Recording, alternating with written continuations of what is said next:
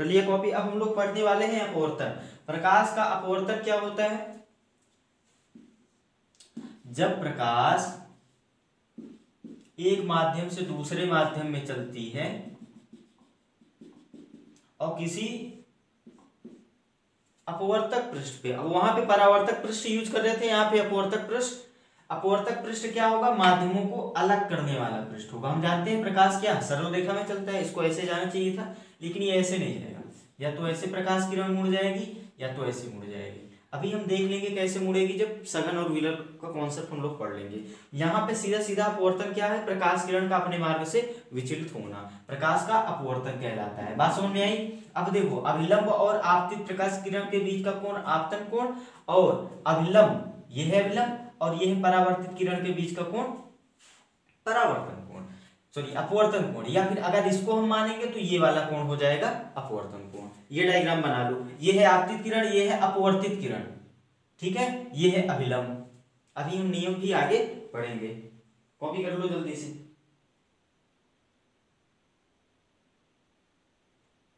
कर लिया? अब एक कॉन्सेप्ट पूछा जाता है कि भैया अपवर्तन का कारण क्या है? तो प्रकाश के अपवर्तन का कारण होता है कि अलग अलग माध्यम में प्रकाश की चाल अलग अलग होती है। जैसे आपने c का मान पढ़ा था 3 × 10⁸ मीटर प्रति सेकंड, ये क्या है? निर्वात या फिर वायु में प्रकाश की चाल। और ग्लास में अगर हम बात करें, ग्लास मतलब कांच में अगर हम प्रकाश की चाल ज्ञात करें तो वो आता है 2 × 10⁸ मीटर प्रति सेकंड। आप देख रहे हो माध्यम बदला, चाल बदली, तो माध्यम बदलने से चाल बदल जाती है प्रकाश की, यही कारण है प्रकाश के अपवर्तन का। क्लियर बात है? ठीक है, इसको भी लिख लो। लिख लिया? चलो आ जाते हैं अपवर्तन। अपवर्तनांक पढ़ने वाले हैं। यहां चाहे एक फॉर्मूला से आप समझ लो, अभी आगे हम लिखाई देंगे। चलो आगे ही लिखो उसको। अगली हेडिंग आपकी क्या है? अपवर्तनांक।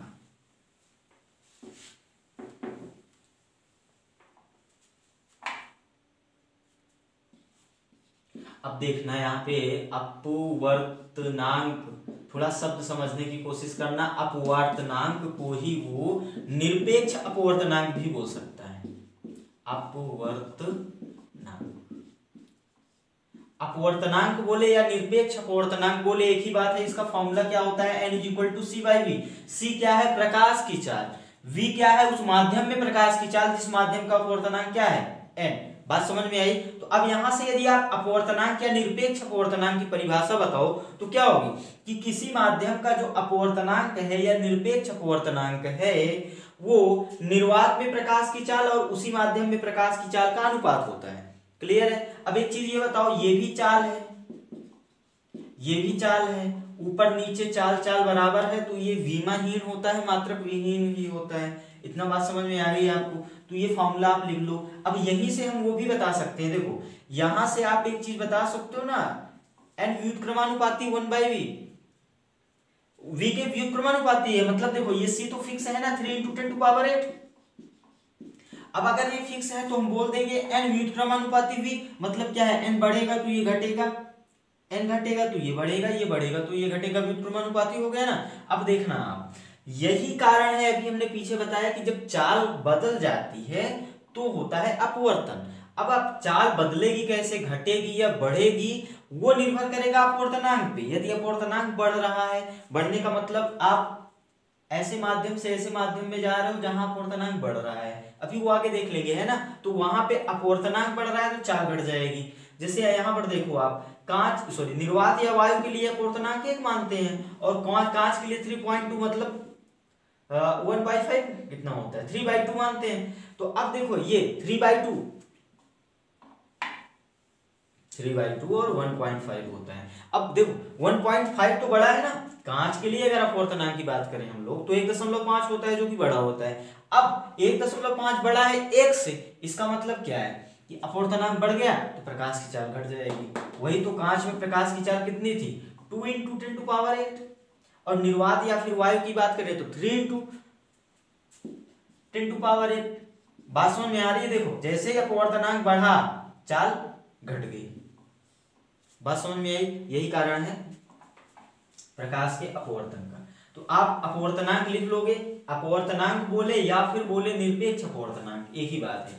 दूसरा पद जो है वो है सापेक्ष अपवर्तनांक, अपवर्तनांक, या फिर इसी को आपेक्ष भी बोलते हैं। आपेक्ष सापेक्ष जो भी बोले एक ही शब्द है, आपेक्षिक भी बोल सकता है, सापेक्षिक भी, अपवर्तनांक।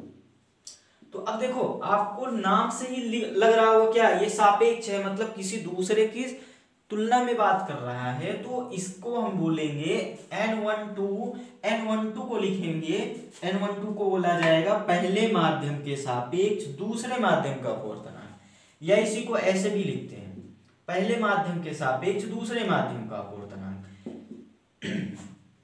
ये क्या होता है, पहले माध्यम के सापेक्ष, पहले माध्यम के सापेक्ष दूसरे माध्यम का अपवर्तनांक, दूसरे माध्यम का अपवर्तनांक। अगर मान लो यहां पे हम बोलते हैं ANG, इसका मतलब क्या है, A मतलब एयर, G मतलब ग्लास, तो एयर के सापेक्ष ग्लास का अपवर्तनांक, मतलब वायु के सापेक्ष, वायु के सापेक्ष, ये सेंटेंस लिख लो, आगे यूज होने वाला है न्यूमेरिकल में, वायु के सापेक्ष कांच का अपवर्तनांक, अपवर्तनांक। ये टर्म लिख लो पहले, फिर आते हैं हम लोग सापेक्ष की, सापेक्ष अपवर्तनांक के डेफिनेशन पे। लिख लिए। अब देखो यहाँ पे हटा दें इसको, ये जरूर लिखना, इसमें बड़ा कंफ्यूजन होता है। कैसे याद करोगे आप, 1 के सापेक्ष 2, 1 के सापेक्ष 2। अब इसका जो फॉर्मूला होता है ये होता है N2/N1, ये याद रखना है आपको। या इसी को आगे अभी हम जब स्नेल नियम पढ़ेंगे, अभी हम सीधा लिख देते हैं, फिर वहां से एक्सप्लेन कर देंगे। चलो अच्छा देखो, N2 का मान, अभी हमने एक फॉर्मूला पढ़ा था N = C/V। तो अगर N2 की बात करें तो N2 बराबर क्या हो जाएगा, C/V2। भाई प्रकाश की चाल तो फिक्स ही रहेगी, और अगर N1 की बात करेंगे तो C/V1 मिलेगा। बोलो, तो यहाँ पे N2 और N1 का मान रखो, तो ये क्या मिलेगा, C/V2, और ये मिलेगा C/V1। ये V1 ऊपर जाएगा, C कट जाएगा, तो V1/V2। ये भी फॉर्मूला आपको याद रखना है। अभी हम परिभाषा में नहीं आ रहे हैं, अब ये फॉर्मूला याद कर लो, लिख लो। लिख लिया। अब आ जाए परिभाषा पे, कॉपी किया, चलो आ जाओ। हमने निरपेक्ष अपवर्तनांक या अपवर्तनांक की परिभाषा क्या पढ़ी थी, यहीं से इसकी परिभाषा बनाएंगे हम लोग। इसकी परिभाषा हमने पढ़ी थी निरपेक्ष अपवर्तनांक या अपवर्तनांक की परिभाषा, कि निर्वात या फिर वायु में प्रकाश की चाल और किसी माध्यम में प्रकाश की चाल के अनुपात को उस माध्यम का अपवर्तनांक कहते हैं। क्लियर है। तो अब यदि ये जो निर्वात या वायु में प्रकाश की चाल ले रहे थे, इसको हम किसी माध्यम से रिप्लेस कर दें, किसी माध्यम से, मतलब ये है कि अब हम निर्वात या वायु में प्रकाश की चाल ना लें, किसी माध्यम में प्रकाश की चाल ले लें, और किसी दूसरे अन्य माध्यम में प्रकाश की चाल ले लें, तो उसका जो अनुपात होगा वही हो जाएगा क्या, एक माध्यम के सापेक्ष दूसरे माध्यम का अपवर्तनांक। जैसे हमने लिखा था 1N2 = N2/N1। बात समझ में आ रही है? तो थोड़ा सुनो आप। दूसरे माध्यम का अपवर्तनांक, N2 क्या है, दूसरे माध्यम का अपवर्तनांक, दूसरे माध्यम का अपवर्तनांक तथा पहले माध्यम के अपवर्तनांक के अनुपात को, परिभाषा क्या लिखोगे आप, दूसरे माध्यम के अपवर्तनांक तथा पहले माध्यम के अपवर्तनांक को पहले माध्यम के सापेक्ष दूसरे माध्यम का अपवर्तनांक कहते हैं। परिभाषा क्या लिखोगे, दूसरे माध्यम का अपवर्तनांक तथा पहले माध्यम के अपवर्तनांक के अनुपात को पहले माध्यम के सापेक्ष दूसरे माध्यम का अपवर्तनांक कहते हैं। लिख लो, वैसे लिखे लिया है सभी, लिख लिया। आ जाए, अब आ जाते हैं हम लोग सघन माध्यम और विरल माध्यम पढ़ने के लिए। हमने पढ़ लिया निरपेक्ष अपवर्तनांक और सापेक्ष अपवर्तनांक। निरपेक्ष अपवर्तनांक को ही अपवर्तनांक कह देता है, सापेक्ष को आपेक्ष भी बोल सकता है। अब हम लोग पढ़ेंगे सघन माध्यम और विरल माध्यम। सघन माध्यम और विरल माध्यम, इसको डेंसर बोलते हैं ना, मीडियम, डेंसर मीडियम, और इसको रेरर बोलते हैं। ये इंग्लिश में क्यों लिख रहा हूं, क्योंकि इसके अपवर्तनांक को हम लोग एन डी से डिनोट करेंगे, डी डेंसर हो गया। इसके अपवर्तनांक को हम लोग एन आर से लिखेंगे। चलो बड़ा वाला डी बना दो, आर मतलब रियल, याद रखना, आप ध्यान रखना है ना। तो अब यहाँ पे सापेक्ष अपवर्तनांक के लिए देखो, हमने अभी कहा कि सापेक्ष अपवर्तनांक या आपेक्ष अपवर्तनांक क्या होता है, एक दूसरे के किसी दो माध्यमों के तुलनात्मक रूप से परिभाषित किया जाता है। तो यहाँ पे जो सघन माध्यम और विरल माध्यम होगा, ये भी तुलनात्मक रूप से ही परिभाषित किया जाएगा। और तुलना किसके रूप में की जाएगी, प्रकाशिक सघनता के रूप में। तुलना कैसे करेंगे हम लोग, प्रकाशिक सघनता के रूप में। तो यहां पर भी हम लोग तुलना ही करने वाले हैं, ये बात ध्यान रखना आप लोग। और किसके रूप में करेंगे, प्रकाशिक सघनता के रूप में। मतलब ऐसे समझ लो आप, एक माध्यम वायु है, दूसरा माध्यम है जल, तीसरा माध्यम कोई कांच। अब देखना है यहाँ पे हम ये बोलेंगे कि वायु के सापेक्ष जल सघन माध्यम है, वायु के सापेक्ष जल सघन माध्यम है, पहली बात समझ में आई। या फिर जल के सापेक्ष वायु विरल माध्यम है। ये तो पहली स्थिति हमने बोल दी। जब हमने वायु और जल की बात की तो हमने कहा भैया देखो, वायु और जल में वायु विरल माध्यम है, जल सघन माध्यम है। लेकिन यहीं पे ये जो जल सघन माध्यम था, अब अगर हम जल और कांच की बात करेंगे तो देखो, इन दो जोड़ों में जल सघन माध्यम था, वायु विरल माध्यम था। लेकिन इस जोड़े में क्या हो जाएगा, ये जो जल अभी तक सघन माध्यम था वायु के सापेक्ष, ये विरल माध्यम हो जाएगा कांच के सापेक्ष। तो इस जोड़े में हम क्या बोलेंगे कि जो कांच है जल के सापेक्ष सघन माध्यम है, या फिर जो जल है वो कांच के सापेक्ष विरल माध्यम है। तो यहाँ पे जो सघन माध्यम और विरल माध्यम है, ये तुलनात्मक रूप से दो माध्यमों के अपवर्तनांक की तुलना करके बताया जाता है ना। इसका अपवर्तनांक यदि हम n1 मान ले, इसका n2, n1 का है, चलो Na मान लेते हैं, A मतलब एयर, इसका W वाटर और इसका ग्लास। तो अब देखो यहाँ पे अगर इन दोनों की हम बात करेंगे तो इन दोनों में NW जो होगा वो ज्यादा होगा N एयर से, ठीक है। ये जो W वाटर वाला अपवर्तनांक है ये ज्यादा है और इसीलिए सघन माध्यम हो गया। लेकिन अगर इन दोनों की तुलना करेंगे तो यहाँ Ng ज्यादा हो जाएगा NW से। मतलब अब सघन माध्यम क्या हो गया, कांच, और विरल माध्यम क्या हो गया, जल। तो सघन माध्यम या विरल माध्यम क्या होगा, सघन माध्यम वह माध्यम होगा जिस माध्यम का दूसरे माध्यम के सापेक्ष अपवर्तनांक क्या होगा, ज्यादा।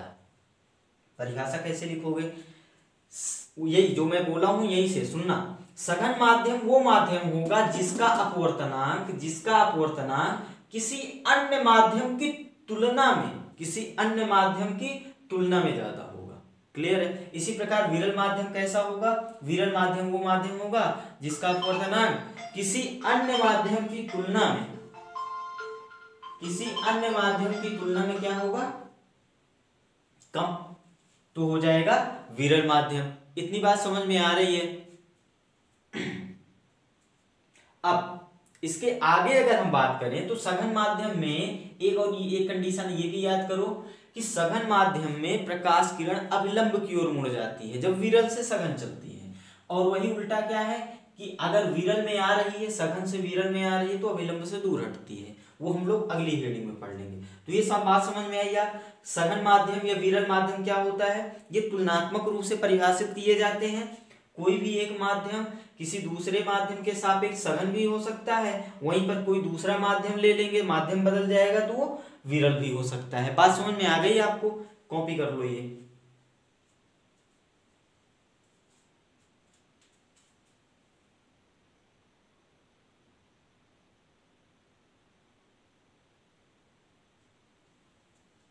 कर लिया कॉपी, आगे बढ़े। अब हम लोग देखेंगे कि जब प्रकाश किरण सघन से विरल में चलेगी, विरल से सघन में चलेगी तो क्या होगा, और यहीं से अपना क्वेश्चन भी शुरू होने वाला है ना।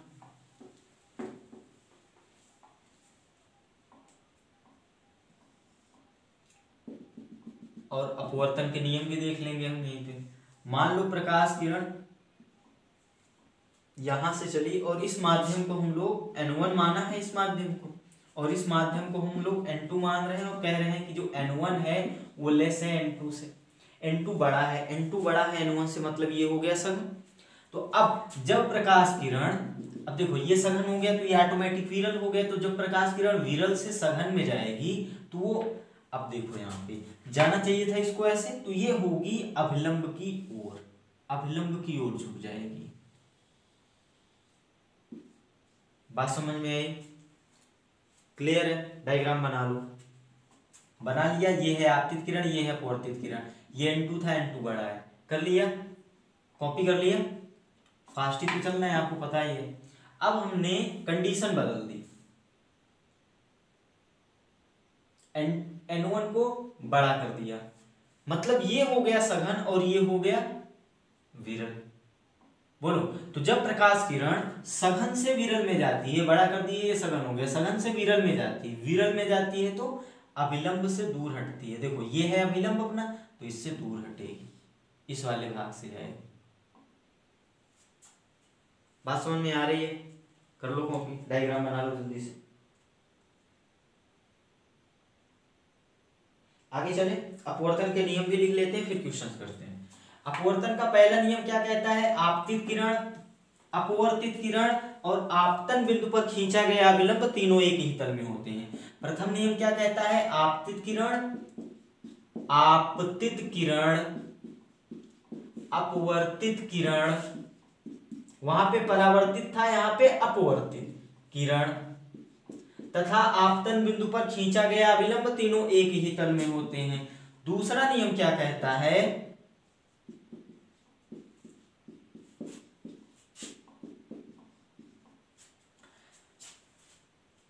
दूसरा नियम कहता है, देखो पहले मैं लिख देता हूं, वहां से आपको फॉर्मूला भी दिखा देता हूं, आपको याद करने का तरीका बता देता हूं।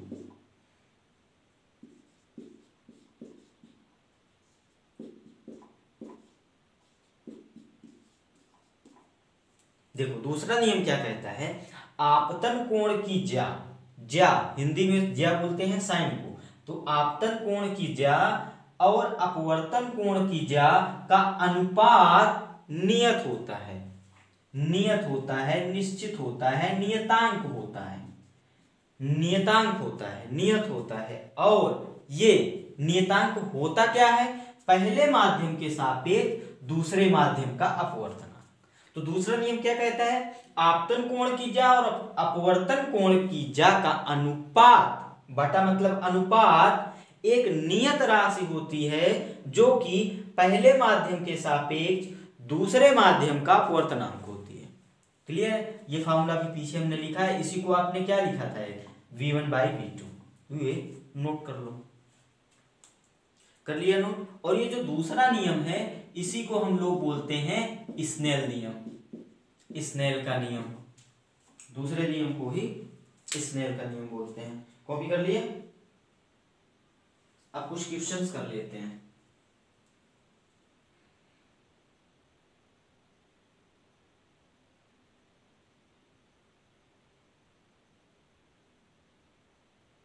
पहला क्वेश्चन दिख रहा है आपको, क्या लिखा है? वायु में प्रकाश की चाल 3 × 10⁸ मीटर प्रति सेकंड, जबकि एक पदार्थ में इसकी चाल है 1.5 10⁸ मीटर पर सेकंड। देखो निर्वात में प्रकाश की चाल है 3 × 10⁸ मीटर प्रति सेकंड, और किसी माध्यम में इसकी चाल है 1.5 × 10⁸ मीटर प्रति सेकंड। सवाल कह रहा है कि इस माध्यम का अपवर्तनांक बताओ। अपवर्तनांक का फॉर्मूला पढ़ा है आपने, C/V। C का वैल्यू है 3 × 10⁸ मीटर प्रति सेकंड, ऊपर भी मीटर प्रति सेकंड, चलो लिख दो, कट ही जाएगा, आप तो समझदार हो। हमने पीछे भी कहा था कि इसका कोई मात्रक नहीं होता। ये 1.5 है मीटर प्रति सेकंड, ये देखो कट जाएगा, और ये 1.5 से 3 कटेगा, 2 मिलेगा, तो उसका अपवर्तनांक कितना मिल गया? 2। आंसर क्या है आपका? 2। कॉपी कर लिया? अगला सवाल देखो, कह रहा है वायु के सापेक्ष कांच का अपवर्तनांक। देखो ये है पहले माध्यम के सापेक्ष दूसरे माध्यम का। अगर वो कह रहा है वायु के सापेक्ष तो एयर इस साइड में आएगा। वायु के सापेक्ष किसका अपवर्तनांक? कांच का। ये कितना दे रहा है? 3/2। और पूछ क्या रहा है? वायु में प्रकाश की चाल इतनी है। वायु में प्रकाश की चाल एयर, और वायु में प्रकाश की चाल हम सी से लिखते हैं ना, वो दिया है 3 × 10⁸ मीटर प्रति सेकंड। आपको निकालना क्या है? कांच में प्रकाश की चाल। आपको चाल निकालना है कांच में। देखो सवाल करने का तरीका क्या होता है, जो चीजें दी जाए उसको लिखते चलो, और जो निकालना है उसमें, और जो दिया गया है उसमें आप फॉर्मूला ढूंढो। आपको दिया गया है ये वायु के सापेक्ष कांच का अपवर्तनांक, और वायु में प्रकाश की चाल दी है और कांच में पूछी है। तो जो दिया है, ये दिया है ना आपको, तो इसका एक फॉर्मूला भी हमने आप लिखो लिखाया था। देखो 1n2 क्या होता है? n2/n1। याद कर लो, हो गया याद? 1n2 क्या होता है? 2 ऊपर आता है, 1 नीचे आता है, n2/n1। तो यहां जो रहेगा वो नीचे आएगा, इस साइड वाला, और इस साइड वाला ऊपर रहेगा। तो Ng जो होगा ऊपर रहेगा, Na जो होगा वो नीचे रहेगा। इतनी बात समझ में आ गई आपको? ये आपको पता है 3/2, और यहां Ng डिवाइडेड बाई Na। इतना क्लियर हुआ? अब एक चीज ये दिया गया है कि इसकी चाल जो है वायु की चाल दी गई है। लिख लो इसको, एक समीकरण ही बना लो, चाहे बनाते चलो।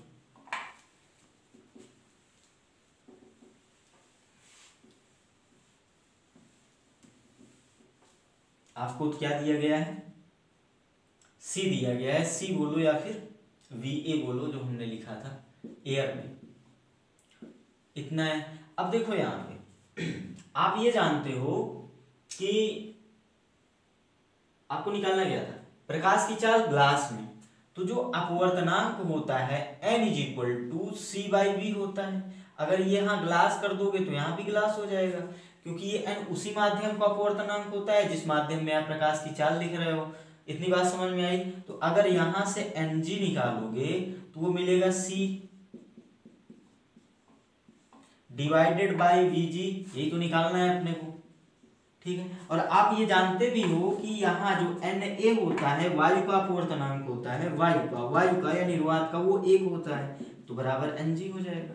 तो Ng का वैल्यू यहाँ पे डालो, तो ये मिलेगा 3/2। इसको अब समीकरण 1 मान लो, और यहाँ लिख दो समीकरण 1 से मान रखने पर ये मिलेगा आपको 3/2 = 3 × 10⁸ डिवाइडेड बाई Vg। अब ये 3 से 3 कट जाएगा, तो Vg क्या मिलेगा? यहां से ये 3 से 3 कट जाएगा, ये क्रॉस मल्टीप्लाई होगा, 2 × 10⁸ मीटर प्रति सेकंड। आपको याद हो तो अभी हमने लिखाया भी था कि कांच की चाल कितना होती है, सॉरी कांच में प्रकाश की चाल होती है 2 × 10⁸। कॉपी कर लो, और ये नोट करके लिख भी लो कि निर्वात के लिए या फिर वायु के लिए अपवर्तनांक का मान होता है 1। लिख लिया? आगे चलते हैं, अगला क्वेश्चन पढ़ते हैं।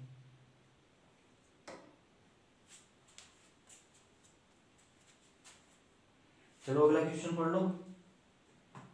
पढ़ा गया? मैं भी पढ़ लेता हूं। तो इसका आंसर कितना मिल गया? 2 × 10⁸ मीटर पर सेकंड, मतलब सी विकल्प है इसका। अगला क्वेश्चन कह रहा है वायु के सापेक्ष कांच का अपवर्तनांक कितना है, तो कांच के सापेक्ष वायु का अपवर्तनांक। ये बढ़िया क्वेश्चन है, इसके लिए थोड़ा कॉन्सेप्ट पढ़ाना पड़ेगा। चलो आ जाएंगे। तो वायु के सापेक्ष जो है, वायु के सापेक्ष कांच का अपवर्तनांक आपको दिया गया है 3/2, और आपने निकालना क्या है?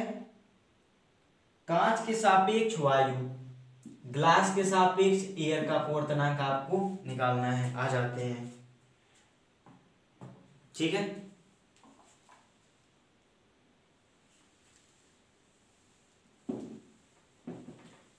क्वेश्चन समझ में आ गया आपको? जो दिया गया है और जो निकालना है, हम दोनों चीजों को हमने लिख दिया। अब आ जाओ थोड़ा सा कॉन्सेप्ट समझने की कोशिश करते हैं। कौन सा कॉन्सेप्ट लगेगा यहाँ पे?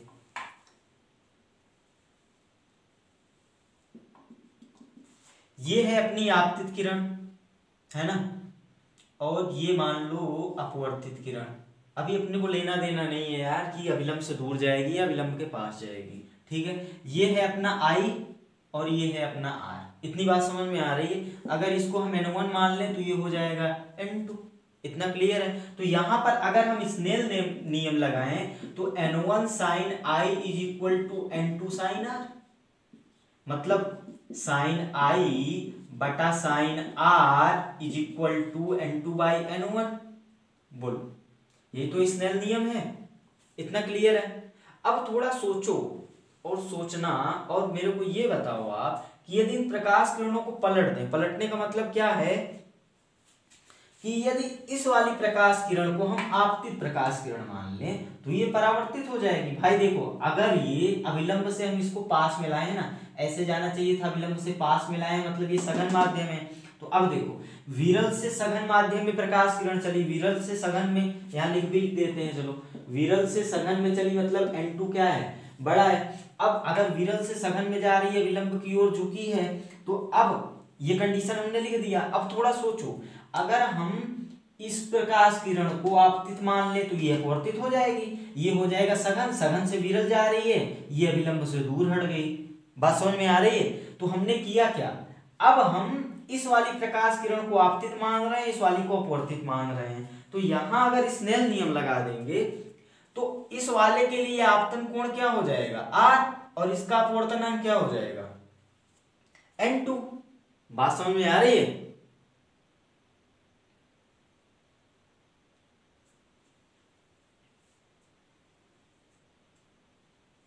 तो यहां पे लिख दो,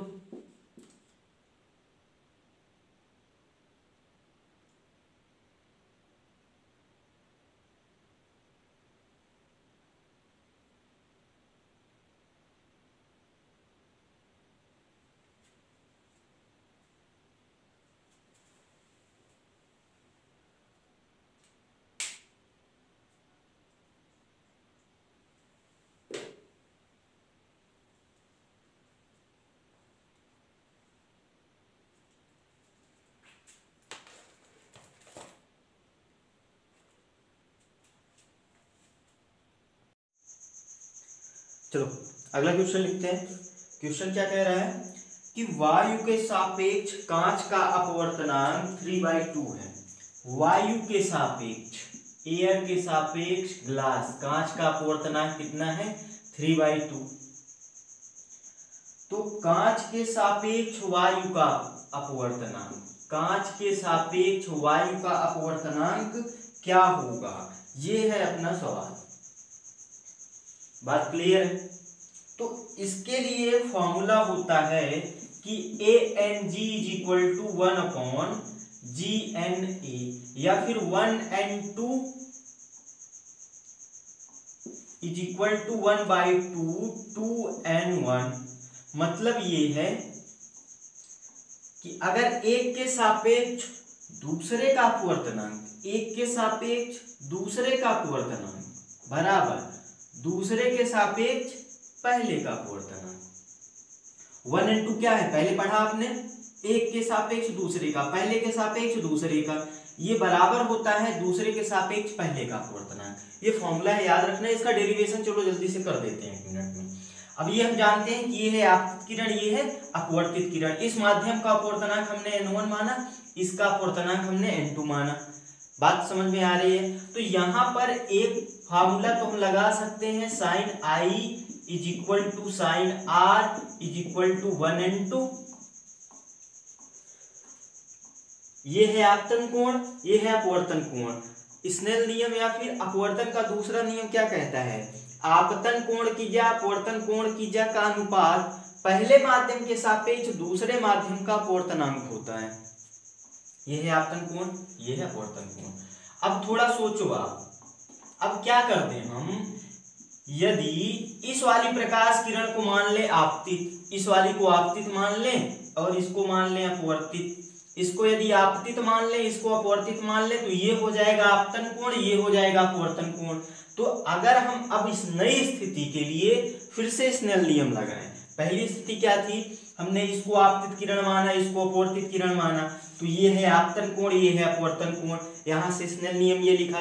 अब दूसरी स्थिति में हम इसको आपतित किरण मान रहे हैं, इसको अपवर्तित किरण मान रहे हैं, तो ये हो जाएगा अपना आपतन कोण और ये हो जाएगा अपना अपवर्तन सॉरी अपवर्तन कोण। तो यहाँ पे हम क्या लिखेंगे, आपतन कोण की ज्या और अपवर्तन कोण की ज्या का अनुपात पहले माध्यम के सापेक्ष दूसरे माध्यम का अपवर्तनांक। क्योंकि अब देखो आपतन इस माध्यम से हो रहा है ना, तो जिस माध्यम से आपतन होता है उसको हम पहला माध्यम बोलते हैं भाई। जिस माध्यम से प्रकाश आएगी अपवर्तन के लिए उसको पहला माध्यम बोलेंगे। तो अब दूसरी स्थिति में ये पहला माध्यम हो गया या दूसरा माध्यम हो गया, तो पहले माध्यम के सापेक्ष दूसरे माध्यम का अपवर्तनांक हो जाएगा। यहाँ पे आपतन कोण R हो गया और अपवर्तन कोण हो गया I। तो यहाँ से हम लोग लिख सकते हैं sine R divided by sine I is equal to 2n1।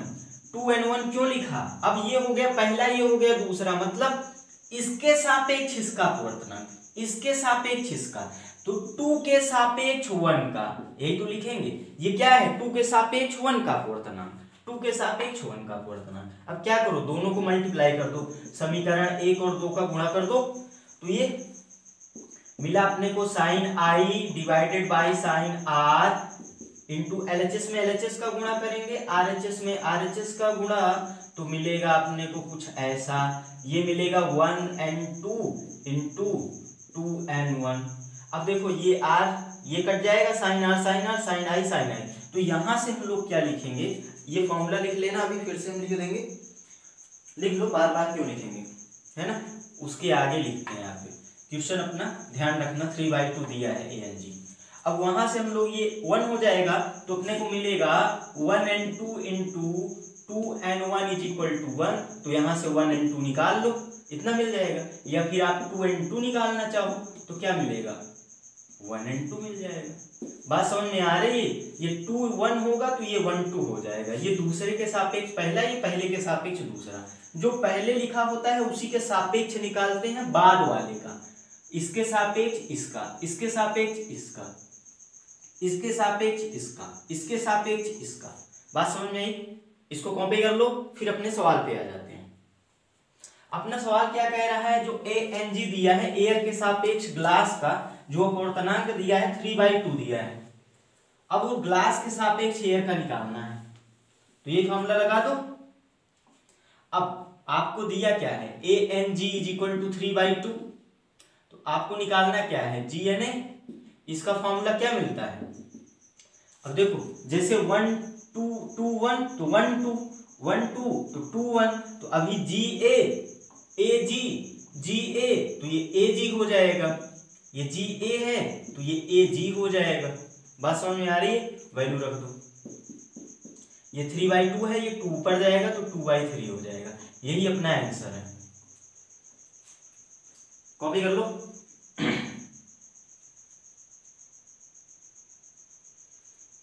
फिर अगला क्वेश्चन देखते हैं। अगला क्वेश्चन क्या कह रहा है, डायग्राम बना है आपके सामने।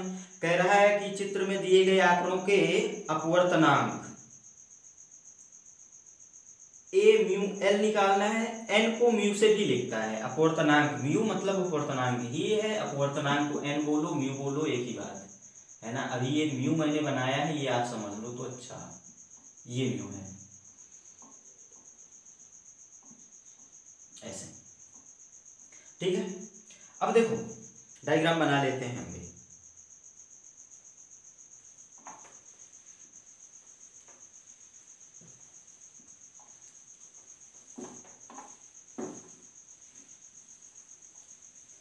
यहां पर 3 माध्यम दिख रहे होंगे आपको। पहला माध्यम एयर है, ये यहां पर एयर है। दूसरा माध्यम, इस माध्यम ये लिक्विड है ना। और तीसरा माध्यम क्या है अपना, ग्लास है, और फिर एयर है। तो माध्यम 1 2 3 हो गया, एयर तो सेम ही है। अब देखो यहाँ पे कुछ चीजें दी गई हैं। एक प्रकाश किरण ये आई यहाँ पे, इस वाले तल पे आई। अब इसका अभिलंब यहाँ पर होगा। अब ये विरल से सघन में आ रही है तो इसको जाना चाहिए था ऐसे, लेकिन ये अभिलंब की ओर झुक जाएगी कुछ ना कुछ, ठीक है। अब इसका अभिलंब ये होगा। अब ये देखो लिक्विड से ग्लास सघन होता है तो इसको जाना चाहिए था ऐसे, लेकिन ये थोड़ा सा और झुक जाएगी, और फिर सघन से विरल में जा रही है तो दूर निकल जाएगी। अब ये कोण दिए गए हैं आपको, ये 30 डिग्री 30 अंश दिया है, ये 45 दिया है, ये 45 है, ये भी 45 है। खैर ये तो बोलने की बात नहीं है, आप निकाल लोगे शीर्ष से एकांतर कोण से। और ये 60, ये भी 60, ये 60 और ये भी 60। आपने निकालना क्या है, आपने निकालना है ए म्यू एल, ए म्यू एल, और दूसरी बात क्या निकालना है आपको, एल, ये वाला एल बना दो, म्यू जी, ये निकालना है, ठीक है। आ जाते हैं, देखो हमने क्या कहा कि म्यू हो या एल हो, सॉरी एन हो, एक ही बात है। इसको आप चाहो तो ऐसे लिख दो,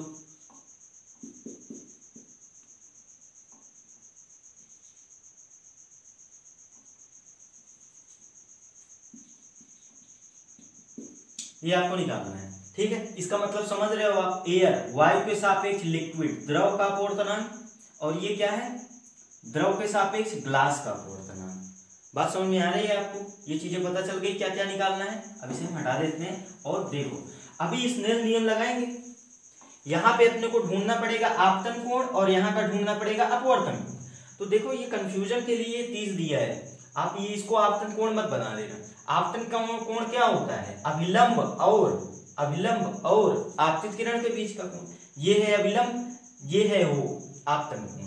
तो ये पूरा कितना होता है, 90 अंश। अभिलंब 90 अंश पर ही होता है, तो ये 30 हो गया, तो ये 60 बचा। मतलब अपना अगर हम पहली स्थिति के लिए बात करें तो आपतन कोण कितना है, 60, और यहाँ पे अपवर्तन कोण कितना है, ये है अभिलंब, तो ये वाला है अपवर्तन कोण, ये है 45, तो ये भी 45 होगा। क्यों, क्योंकि पूरा कितना है, 90। तो अगर पहली स्थिति के लिए हम बात करें तो हम sine I by sine R is equal to क्या लगाने वाले हैं, एयर के सापेक्ष लिक्विड का।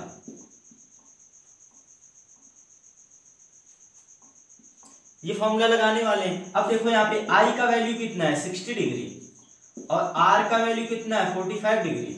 अब यहाँ पर ये निकालना है अपने को, तो ये साइन 60 कितना होता है, √3/2, और 45 कितना होता है, 45 1/√2, 1/√2। आपको दिख रहा होगा कि ये √2 पलट कर ऊपर यहां जाएगा, तो ये हो जाएगा इतना इंटू 2, और ये हो जाएगा 2। आप जानते हो 2 को क्या लिख सकते हो, √2 इंटू √2, तो एक √2 से ये √2 कट जाएगा, एक √2 बच जाएगा, तो ये हो जाएगा √3/√2। ये आपका आंसर है, पहला वाला आंसर ANL, वायु के सापेक्ष लिक्विड का अपवर्तनांक। कॉपी कर लो, यहीं पे कर देंगे, पॉज करके कॉपी कर लो। अभी दूसरे वाले को निकालना है, तो उसके लिए देखो, अब हम इस वाली प्रकाश किरण को आपतित किरण मान लें, इसको मान लें अपवर्तित किरण। तो अगर इसको आपतित किरण मानेंगे तो अब आपतन कोण ढूंढना पड़ेगा। ये है अभिलंब, ये वाला कोण 45 पता है, तो ये भी 45 हो जाएगा, क्योंकि अभिलंब है तो 90 होगा, और अपवर्तन कोण ये होगा, तो ये 60 है, तो ये 30 हो जाएगा, क्योंकि अभिलंब कितने पे होता है, 90 पे। तो यहां अगर हम फिर से साइन आई साइन आर लगाएं, sine I by sine R is equal to, अब देखो यहाँ पे लिक्विड के सापेक्ष ग्लास का निकाल रहे हो आप, लिक्विड के सापेक्ष ग्लास का। ये इस माध्यम से इस माध्यम में जा रहे हो, तो जिस माध्यम से जा रहे हो वो पहले होता है, बाद वाला माध्यम बाद में होता है। अब यहाँ पे आई का वैल्यू कितना है, 45, और आर का वैल्यू कितना है, 30 डिग्री, क्योंकि ये 60 है तो ये 30 बचा ना, इज इक्वल टू NLG। ये निकालना है अपने को। साइन 45 कितना होता है, 1/√2, और साइन 30 कितना होता है, 1/2, 1/2।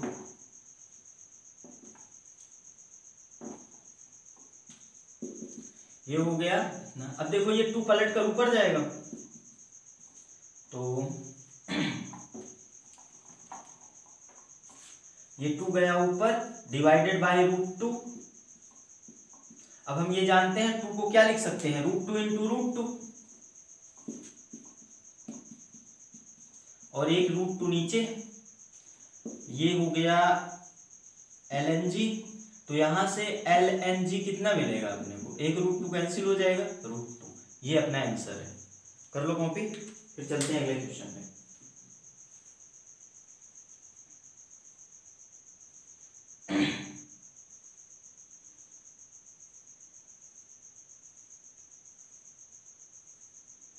कर लिया। अगला क्वेश्चन कह रहा है एक पारदर्शी माध्यम से दूसरे पारदर्शी माध्यम में प्रवेश करने पर प्रकाशीय किरण के लिए अपवर्तन कोण का मान आपतन कोण की तुलना में कम होगा यदि, देखो अपवर्तन कोण का मान आपतन कोण की तुलना में कम होगा, आपतन कोण की तुलना में कम होगा, ये सवाल कह रहा है। सवाल क्या कह रहा है, सवाल कह रहा है एक माध्यम से दूसरे माध्यम में जा रहे हैं और अपवर्तन कोण का मान आपतन कोण की तुलना में कम होता है। जो क्वेश्चन का की पॉइंट था वो हमने लिख दिया। अब एक पारदर्शी माध्यम से दूसरे पारदर्शी माध्यम में वो जा रहा है और विकल्प देखोगे तो आपको लग रहा होगा, कह रहा है अभिलंब से दूर हटता है, अभिलंब की ओर झुकता है ना। इसी में से अपने को कौन सा विकल्प है वो सेलेक्ट करना है। क्वेश्चन समझ में आया। यहाँ पे दे क्या रहा है, वो अपवर्तन कोण का मान आपतन कोण से छोटा है। अब देखो अपने को ये सेलेक्ट करना है कि प्रकाश किरण विरल से सघन में जा रही है कि सघन से विरल में जा रही है। सवाल में ये बोला नहीं है, ये ज्ञात करना है। वो पारदर्शी माध्यम शब्द का उपयोग किया है बस, कि एक पारदर्शी माध्यम से दूसरे पारदर्शी माध्यम में प्रकाश किरण जा रही है। मान लो इस माध्यम से प्रकाश किरण जा रही है, अब इसको जाना चाहिए था ऐसे, ठीक है। ये है अपना आपतन कोण, अभिलंब और आपतित किरण के बीच का कोण।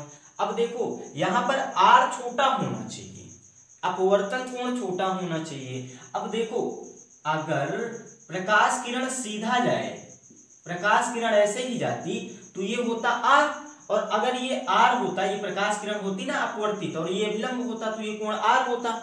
और ये शीर्षाभिमुख से हम जानते हैं I बराबर r होता, ये शीर्षाभिमुख से I बराबर r होता, अपवर्तन नियम से बराबर नहीं होता, ध्यान रखना। कब, जब ये प्रकाश किरण सीधा निकल जाती तब। इतनी बात समझ में आई। अब देखो इधर, क्योंकि हम जानते हैं प्रकाश किरण सीधा तो जाएगी नहीं, मतलब I बराबर r तो होगा नहीं। अब इतना तो बात समझ में आ रही है।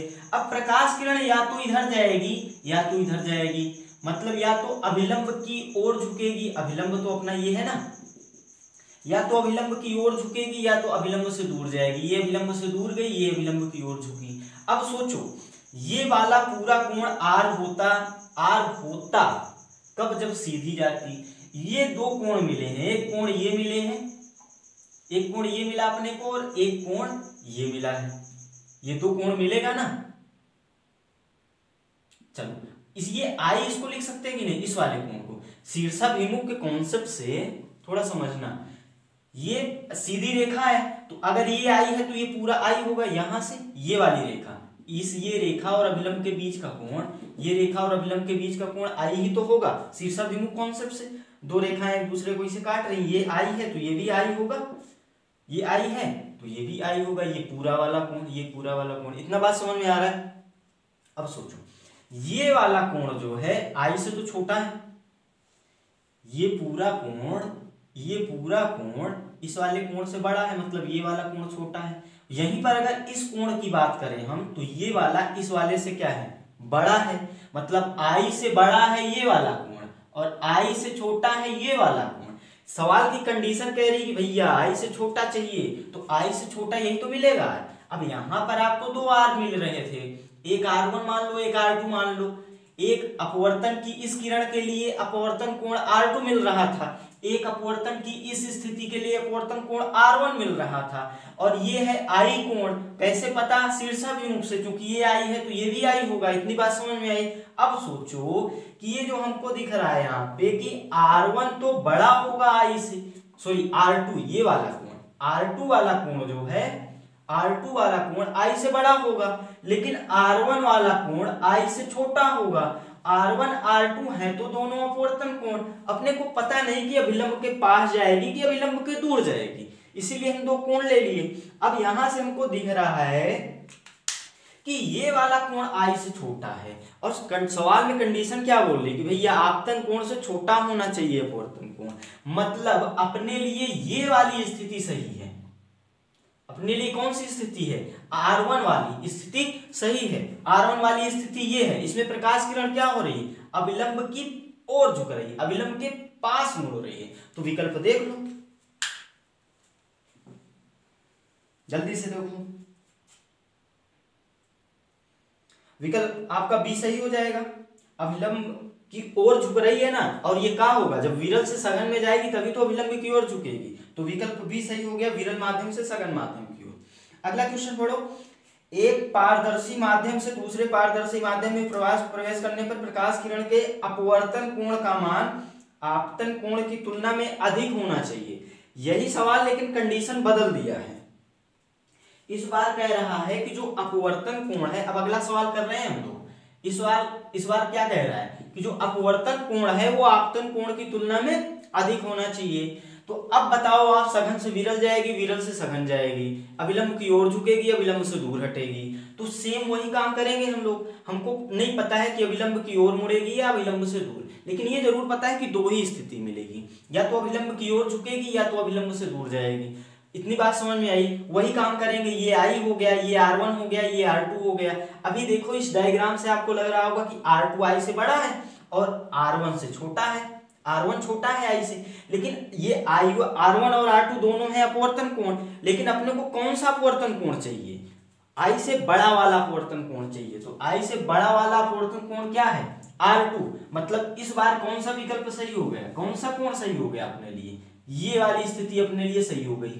बात समझ में आई? ये वाली स्थिति अपने लिए गलत हो गई, क्योंकि अपवर्तन कोण अपने को बड़ा चाहिए, अपवर्तन कोण ये बड़ा है। तो ये देखो अभिलंब की दूर हट रही है ना, ये अभिलंब है, ऐसे जाना चाहिए था, लेकिन अभिलंब से दूर हट रही है। मतलब अभिलंब से दूर प्रकाश किरण कब हटती है? जब सघन से विरल में जाती है। तो विकल्प देख लो, प्रकाश किरण सघन से विरल माध्यम में जा रही है, सघन से विरल में जा रही है, विकल्प ए सही है।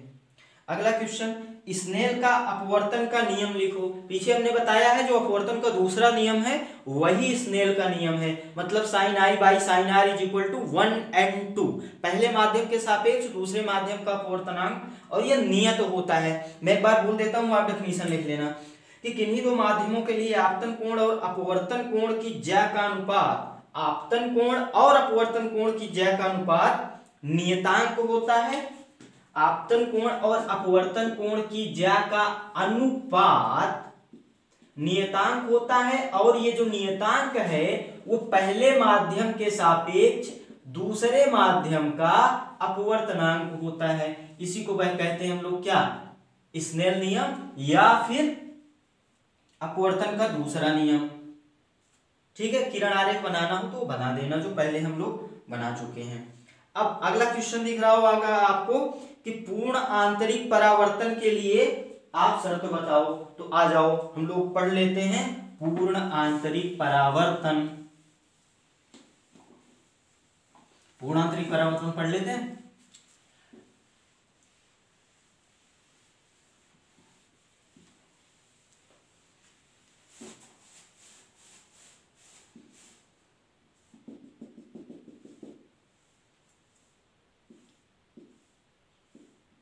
देखना, ये माध्यम हम N1 मान रहे हैं, ये माध्यम हम N2 मान रहे हैं। चलो अच्छे से समझाने के बाद हम बदल दें, डायग्राम चेंज कर देते हैं, बार बार वही डायग्राम बना रहे हैं ना,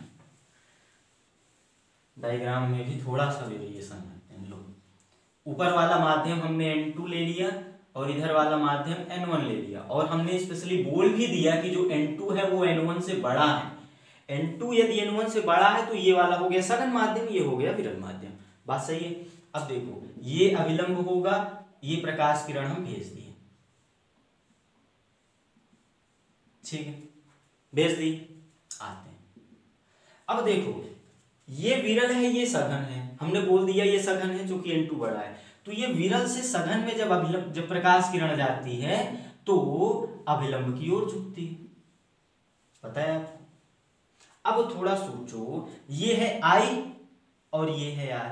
अब यदि I का मान थोड़ा और बढ़ा दें, I का मान और बढ़ा दें, चलो एक प्रकाश किरण और भेज दें।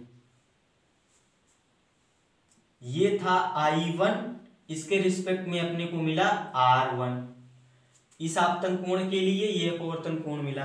अब हमने ये ले लिया I2, मतलब आपतन कोण थोड़ा सा बढ़ा दिया। तो आपको भी लग रहा होगा यदि आपतन बढ़ा है तो अपवर्तन कोण भी बढ़ेगा।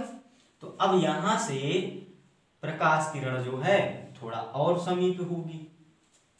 ये अभिलंब है ना, सॉरी ये परावर्तक पृष्ठ है, मैं बोल क्या रहा हूं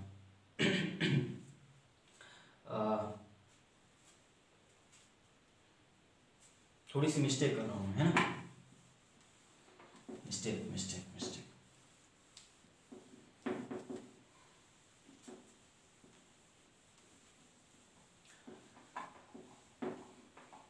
चलो आ जाओ, पूर्ण आंतरिक परावर्तन पढ़ते हैं हम लोग।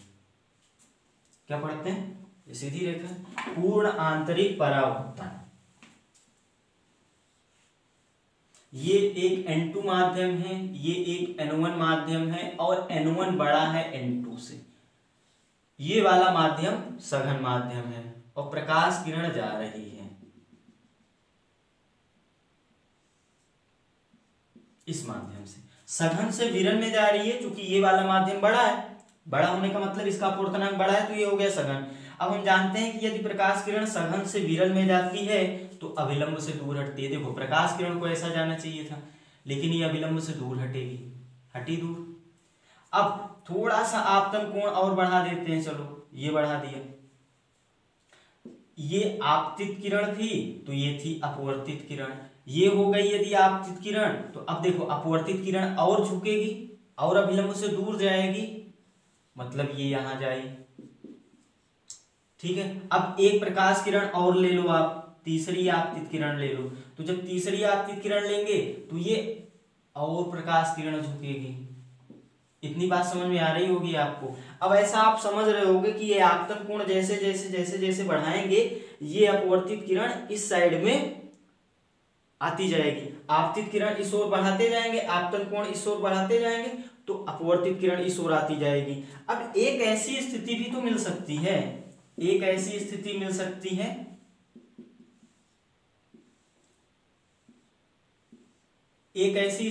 सकती है कि जिसके लिए जो अपवर्तित किरण है, ये जो पृष्ठ है अपना पृथक्कारी पृष्ठ जो है माध्यमों को अलग करने वाला, इसके एकदम से सटके जाए, इसके समांतर जाए। हम ये चौथी स्थिति मान लिए। चौथी स्थिति में हमको अपवर्तित किरण एकदम तल के समांतर मिली, तल के ऊपर सटी हुई। अब जैसे ही आपतन कोण का मान थोड़ा सा और बढ़ाएंगे, पांचवी स्थिति, वैसे ही अब प्रकाश किरण इस माध्यम में आ जाएगी। और अगर इस माध्यम में आ गई तो देखो जिस माध्यम से चली थी उसी माध्यम में आ गई तो ये परावर्तन की घटना होती है, और इसी को हम लोग बोल देते हैं पूर्ण आंतरिक परावर्तन। बात समझ में आई? क्या बोलते हैं इसको? पूर्ण आंतरिक परावर्तन। और ये फिर तो अब देखो हमने पहली स्थिति के लिए ये बताई। अब इस साइड में जैसे जैसे कोण बढ़ा रहे हैं, आपतन कोण का मान बढ़ा रहे हैं, अपवर्तन कोण बढ़ता है और बढ़ते बढ़ते प्रकाश किरण इसी माध्यम में आ गई। तो ये चौथी स्थिति की अगर हम बात करें जिसके लिए प्रकाश किरण एकदम ये पृथक्कारी माध्यम जो था, पृथक्कारी माध्यम पृष्ठ इसके एकदम समांतर हो गई है। इस स्थिति में जो आपतन कोण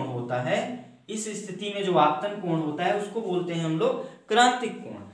क्या बोलते हैं? क्रांतिक कोण। सी से लिखते हैं क्रिटिकल एंगल। तो अब अगर सी से लिखते हैं, थोड़ा देखना, परिभाषा ऐसे भी बोलते हैं कि आपतन कोण का मान जैसे ही क्रांतिक कोण से बढ़ाया, देखो इस स्थिति के लिए तो अपवर्तन कोण 90 मिल रहा था, क्रांतिक कोण था तो अपवर्तन कोण कितना मिल रहा था? 90 अंश।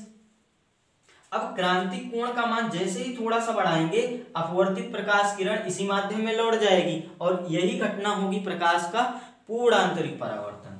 तो डेफिनेशन लिख लोगे आप कि प्रकाश का पूर्ण आंतरिक परावर्तन क्या होता है कि जब सघन माध्यम से विरल माध्यम में, देखो सवाल में आप ध्यान दो तो कंडीशन पूछा है ना, तो पहली कंडीशन क्या होनी चाहिए कि प्रकाश किरण सघन माध्यम से विरल माध्यम में जानी चाहिए। दूसरी कंडीशन क्या होनी चाहिए कि ये जो आपतन कोण है, ये वाला आपतन कोण पूर्ण आंतरिक परावर्तन के लिए ये वाला जो आपतन कोण है वो क्रांतिक कोण से बड़ा होना चाहिए। क्रांतिक कोण के लिए तो ये एकदम सटके जाती है, और इसी माध्यम में यदि प्रकाश को भेजना है तो इस क्रांतिक कोण से थोड़ा सा बढ़ा दो आपतन कोण, तो हो जाएगा पूर्ण आंतरिक परावर्तन। बात समझ में आ गई? लिख लो इसको। तो पूर्ण आंतरिक परावर्तन के लिए दो शर्तें हैं। पहली शर्त क्या है कि प्रकाश सघन माध्यम से विरल माध्यम में जाना चाहिए। दूसरी कंडीशन क्या है, क्रांतिक कोण का मान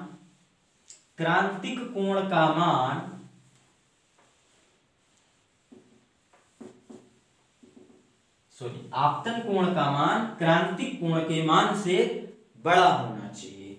यह है अपनी पूर्ण आंतरिक परावर्तन के लिए दो शर्तें। इतनी बात समझ में आ गई? अगला क्वेश्चन देख लें।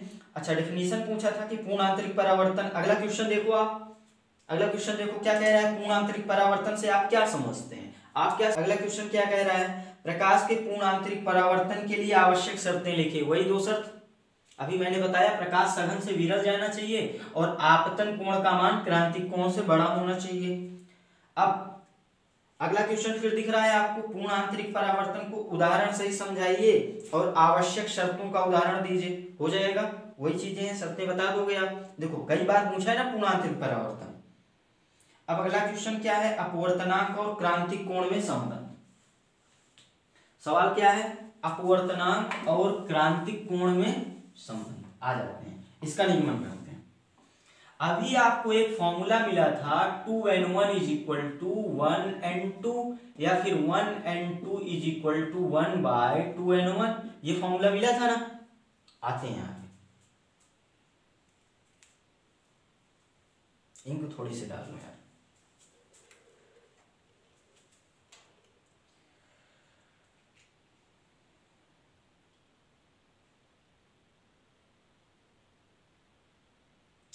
ये सारे फार्मूले याद रखने हैं आपको।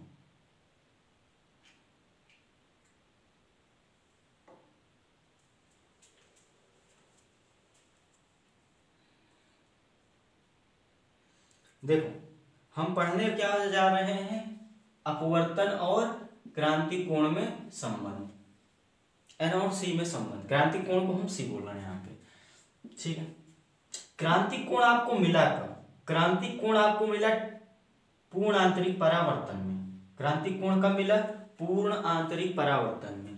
पूर्ण आंतरिक परावर्तन के लिए आपने देखा क्या कि प्रकाश किरण सघन से विरल में जा रही है, मतलब n1 ग्रेटर है n2 से। इस माध्यम से इस माध्यम में जा रही है, मतलब इस माध्यम का अपवर्तनांक बड़ा है, ठीक है। और यहाँ पे प्रकाश जो है इसी माध्यम में आ रही है। लेकिन याद करो पीछे हमने क्या कहा था कि क्रांतिक कोण से बड़ा होना चाहिए, तब होता है पूर्ण आंतरिक परावर्तन।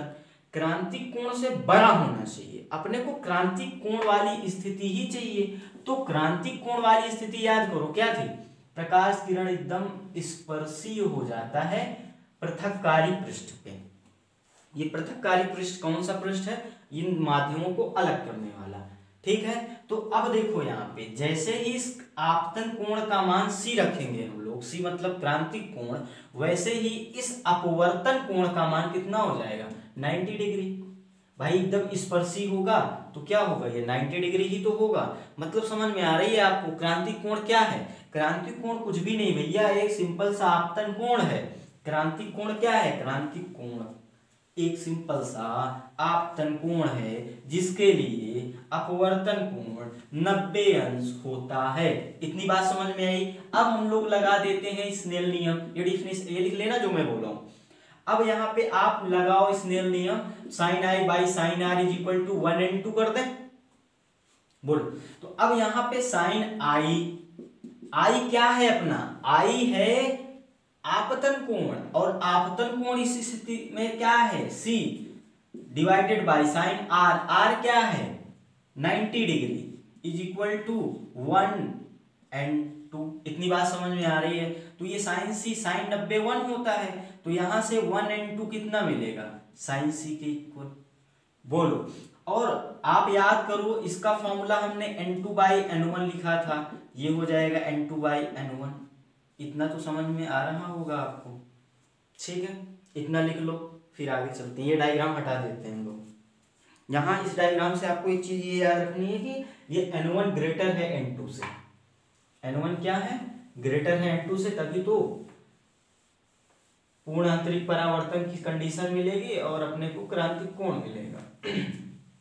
अब देखो यहाँ पे अपने को एक फॉर्मूला मिला N2/N1, यहां लिख देते हैं N2/N1 बराबर साइन सी। अब हमने क्या बोला था, N1 ग्रेटर है N2 से, N1 माध्यम का अपवर्तनांक N2 माध्यम के अपवर्तनांक से बड़ा है। अब ऐसा करें, यदि हम देखो ये वाला तो बड़ा है, तो इस वाले दूसरे वाले माध्यम को, दूसरा वाला माध्यम यहाँ पे विरल माध्यम है, तो विरल वाले माध्यम को हम लोग वायु मान लें। हम मान लेते हैं कि जो N2 है N ऑफ A है, मतलब एयर का अपवर्तनांक है, और ये 1 होता है, पता है आपको। तो N2 का वैल्यू कितना हो गया 1, और जो पहला माध्यम है उसका अपवर्तनांक NM बोल दें, M मतलब मीडियम मतलब माध्यम मतलब किसी माध्यम का अपवर्तनांक, जिसको हम सिंपली N भी लिख दें। देखो N1, अभी प्रकाश किरण N1 से N2 में जा रही थी, बोलो, प्रकाश किरण N1 से N2 में जा रही थी। N1 को हमने वायु मान लिया, N2 को हमने कोई माध्यम मान लिया, कोई माध्यम, अपने को नहीं पता कौन सा माध्यम। हाँ, ये जरूर पता है कि उस माध्यम का अपवर्तनांक कितना है, N M मतलब मीडियम, माध्यम का अपवर्तनांक हमने मान लिया N, लो माना भी लिख दिया। इतनी बात समझ में आई। और इस वाले को हमने एयर मान लिया और इसका अपवर्तनांक 1 होता है, अपने को पता है। ये बात समझ में आई। चलो यही मान इस फॉर्मूले में रख दो, आपको फॉर्मूला मिल जाएगा। तो अब यहां पर ये मान रखो, N2 का मान N माना हमने, N1 का मान 1, ये हो गया साइन, कहीं मिस्टेक तो नहीं कर रहा हूं, N2 का मान 1 था, दूसरा माध्यम है ना N2 विरल वाला जो कि वायु है, तो N2 1 हो गया, ये N हो गया, ये हो गया साइन C। तो यहां से N का वैल्यू क्या मिलेगा, 1/sin C। यही है संबंध, किसी माध्यम का अपवर्तनांक और उसी माध्यम में बना क्रांतिक कोण। क्योंकि ध्यान रखना, क्रांतिक कोण बनता कहाँ है, सघन माध्यम में, और ये सघन माध्यम का ही तो अपवर्तनांक था, क्योंकि विरल को तो हमने वायु मान लिया। तो ये क्या है, किसी माध्यम का अपवर्तनांक N है और उसी माध्यम में बना क्रांतिक कोण C है, तो इसमें संबंध होता है N बराबर 1/sin C। कॉपी कर लो, फिर क्वेश्चन पे करते हैं। ये फॉर्मूला आप याद रखना।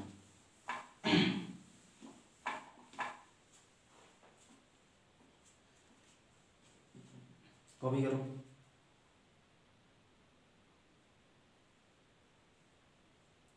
सवाल क्या था, अपवर्तनांक N और क्रांतिक कोण में संबंध लिखो।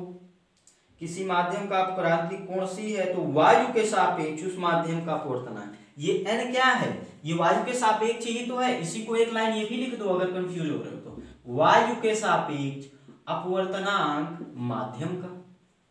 यही सारी चीजें तो मान के फॉर्मूला लाया हुआ, तो वही लिख दो जो माने हो, ये लिख भी तो सकते हो। ये N क्या है, वायु के सापेक्ष उस माध्यम का अपवर्तनांक, ये है 1/sin C। तो ये फॉर्मूला लिख दो आप इस सवाल के आंसर में, इसको लिख दो, इसको लिख दो। जहां इसको अगर लिख रहे हो तो लिख देना N बराबर क्या है, वायु के सापेक्ष माध्यम का अपवर्तनांक, यहां पे लिख भी दिया है, वायु के सापेक्ष माध्यम का अपवर्तनांक,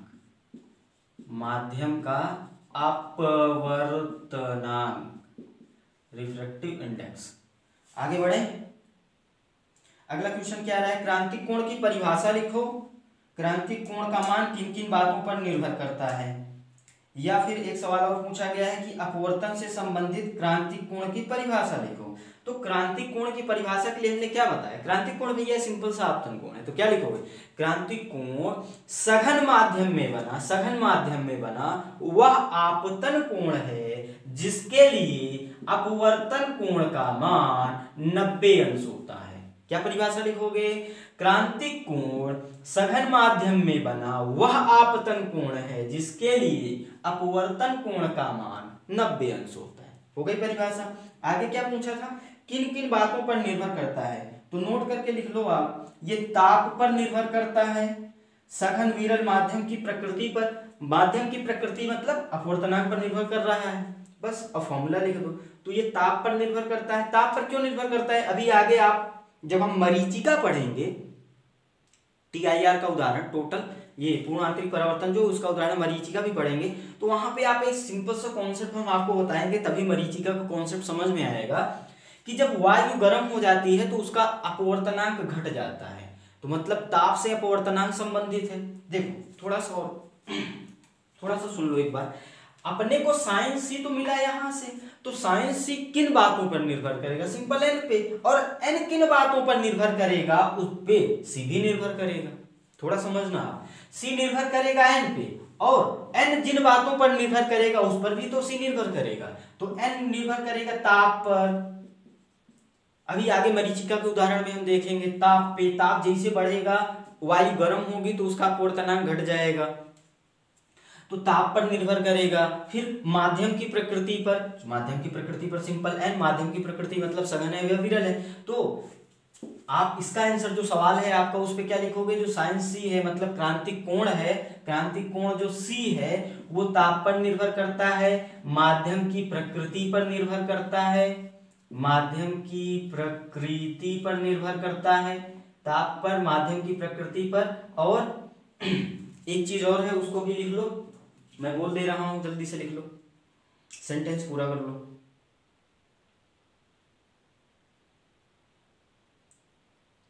प्रकाश के रंग पर निर्भर करता है। 3 चीजें लिख लो आप। प्रकाश के रंग पर, प्रकाश के रंग पर निर्भर करता है, क्योंकि प्रकाश के रंग पे निर्भर एन करता है।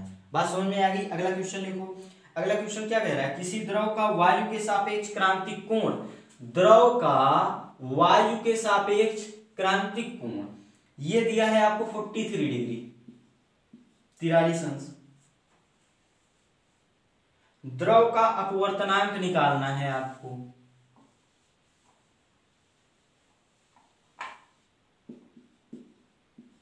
आपको लिक्विड जो है, जो द्रव है, उसका अपवर्तनांक निकालना है। और एक वैल्यू आपको और दी गई है sin 43 डिग्री। अभी sin 43 डिग्री तो आपको याद नहीं है, किसी को भी नहीं याद है, तो सवाल में क्या करेगा? अगर कोई खतरनाक वैल्यू दे रहा है तो उसको वो स्वयं दे देगा। अब sin 43 आप याद करने मत जाना कि सवाल में आया था, याद कर लेते हैं। सवाल में अगर दोबारा देगा तो sin 43 का वैल्यू दे देगा वो। कितना होता है? 0.68, सवाल में ही दिया गया है, आपको निकालना है इतना। आ जाए, सवाल समझ में आया आपको? किसी भी द्रव है, कोई एक माध्यम है द्रव, उसका अपवर्तनांक आपको निकालना है, जबकि उस माध्यम का वायु के सापेक्ष जो अपवर्तनांक है वो दिया गया है। ये क्रांतिक कोण था इसके सापेक्ष ना, सी था, ये इसके सापेक्ष ये सी था। आ जाए, अब देखो यहाँ पे, अभी आपने एक फॉर्मूला पढ़ा n = 1/sin c।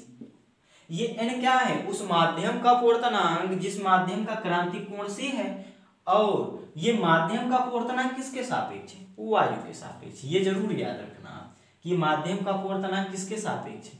वायु के सापेक्ष। ये माध्यम का अपवर्तनांक किसके सापेक्ष? वायु के सापेक्ष, ये मत भूलना। तो अब यहां पे ये जो n है इसको हम ANL लिख सकते हैं, वायु के सापेक्ष उस लिक्विड, उस द्रव का अपवर्तनांक बराबर 1/sin c। c का वैल्यू दिया है 43। अब देखो sin 43 का वैल्यू भी वो बोल रहे हैं कितना? 1 पॉइंट इतना हो जाएगा। अब थोड़ा सोचो, आपको निकालना क्या है?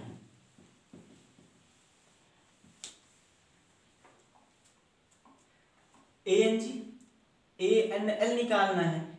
ANL या फिर L, एक ही तो बात होगा, वायु के सापेक्ष लिक्विड का अपवर्तनांक। चलो अगर ऐसे समझ में नहीं आ रहा तो ये फार्मूला लगा लो ना, ये फार्मूला तो हमने बताया है, ये ऊपर ये नीचे। अब आपको ये NL तो हो गया, ये एक वैल्यू पता है, यहाँ से NL निकाल लो, तो यहाँ से NL कितना मिलेगा? ये 1 का यहाँ पे मल्टीप्लाई हो जाएगा तो 1/, इतना ही आएगा। अब इसको क्या करोगे, दशमलव हटाने के लिए ऊपर नीचे गुणा कर दो, तो इसको जब आप भाग देंगे तो आपसे बनता है इतना आ जाएगा। हमने सीधा लिख दिया, हमारे पास दिव्य दृष्टि है, आप समझ रहे हो, है ना, अपने को दिव्य दृष्टि पता है, हमने सीधा लिख दिया। अगला क्वेश्चन कर ले। क्वेश्चन कह रहा है हीरा क्यों चमकता है, अच्छी बात है। फिर रेगिस्तान में मरीचिका। अब पूर्ण आंतरिक परावर्तन के उदाहरण पे ही हम लोग आ चुके हैं, है ना, तो हम देखने वाले हैं हीरा काहे चमकता है और मरीचिका काहे बनती है। समझे, क्या करना है अपने को, हीरा काहे चमकता है। ठीक, आपको बताते हैं हीरा काहे चमकता है।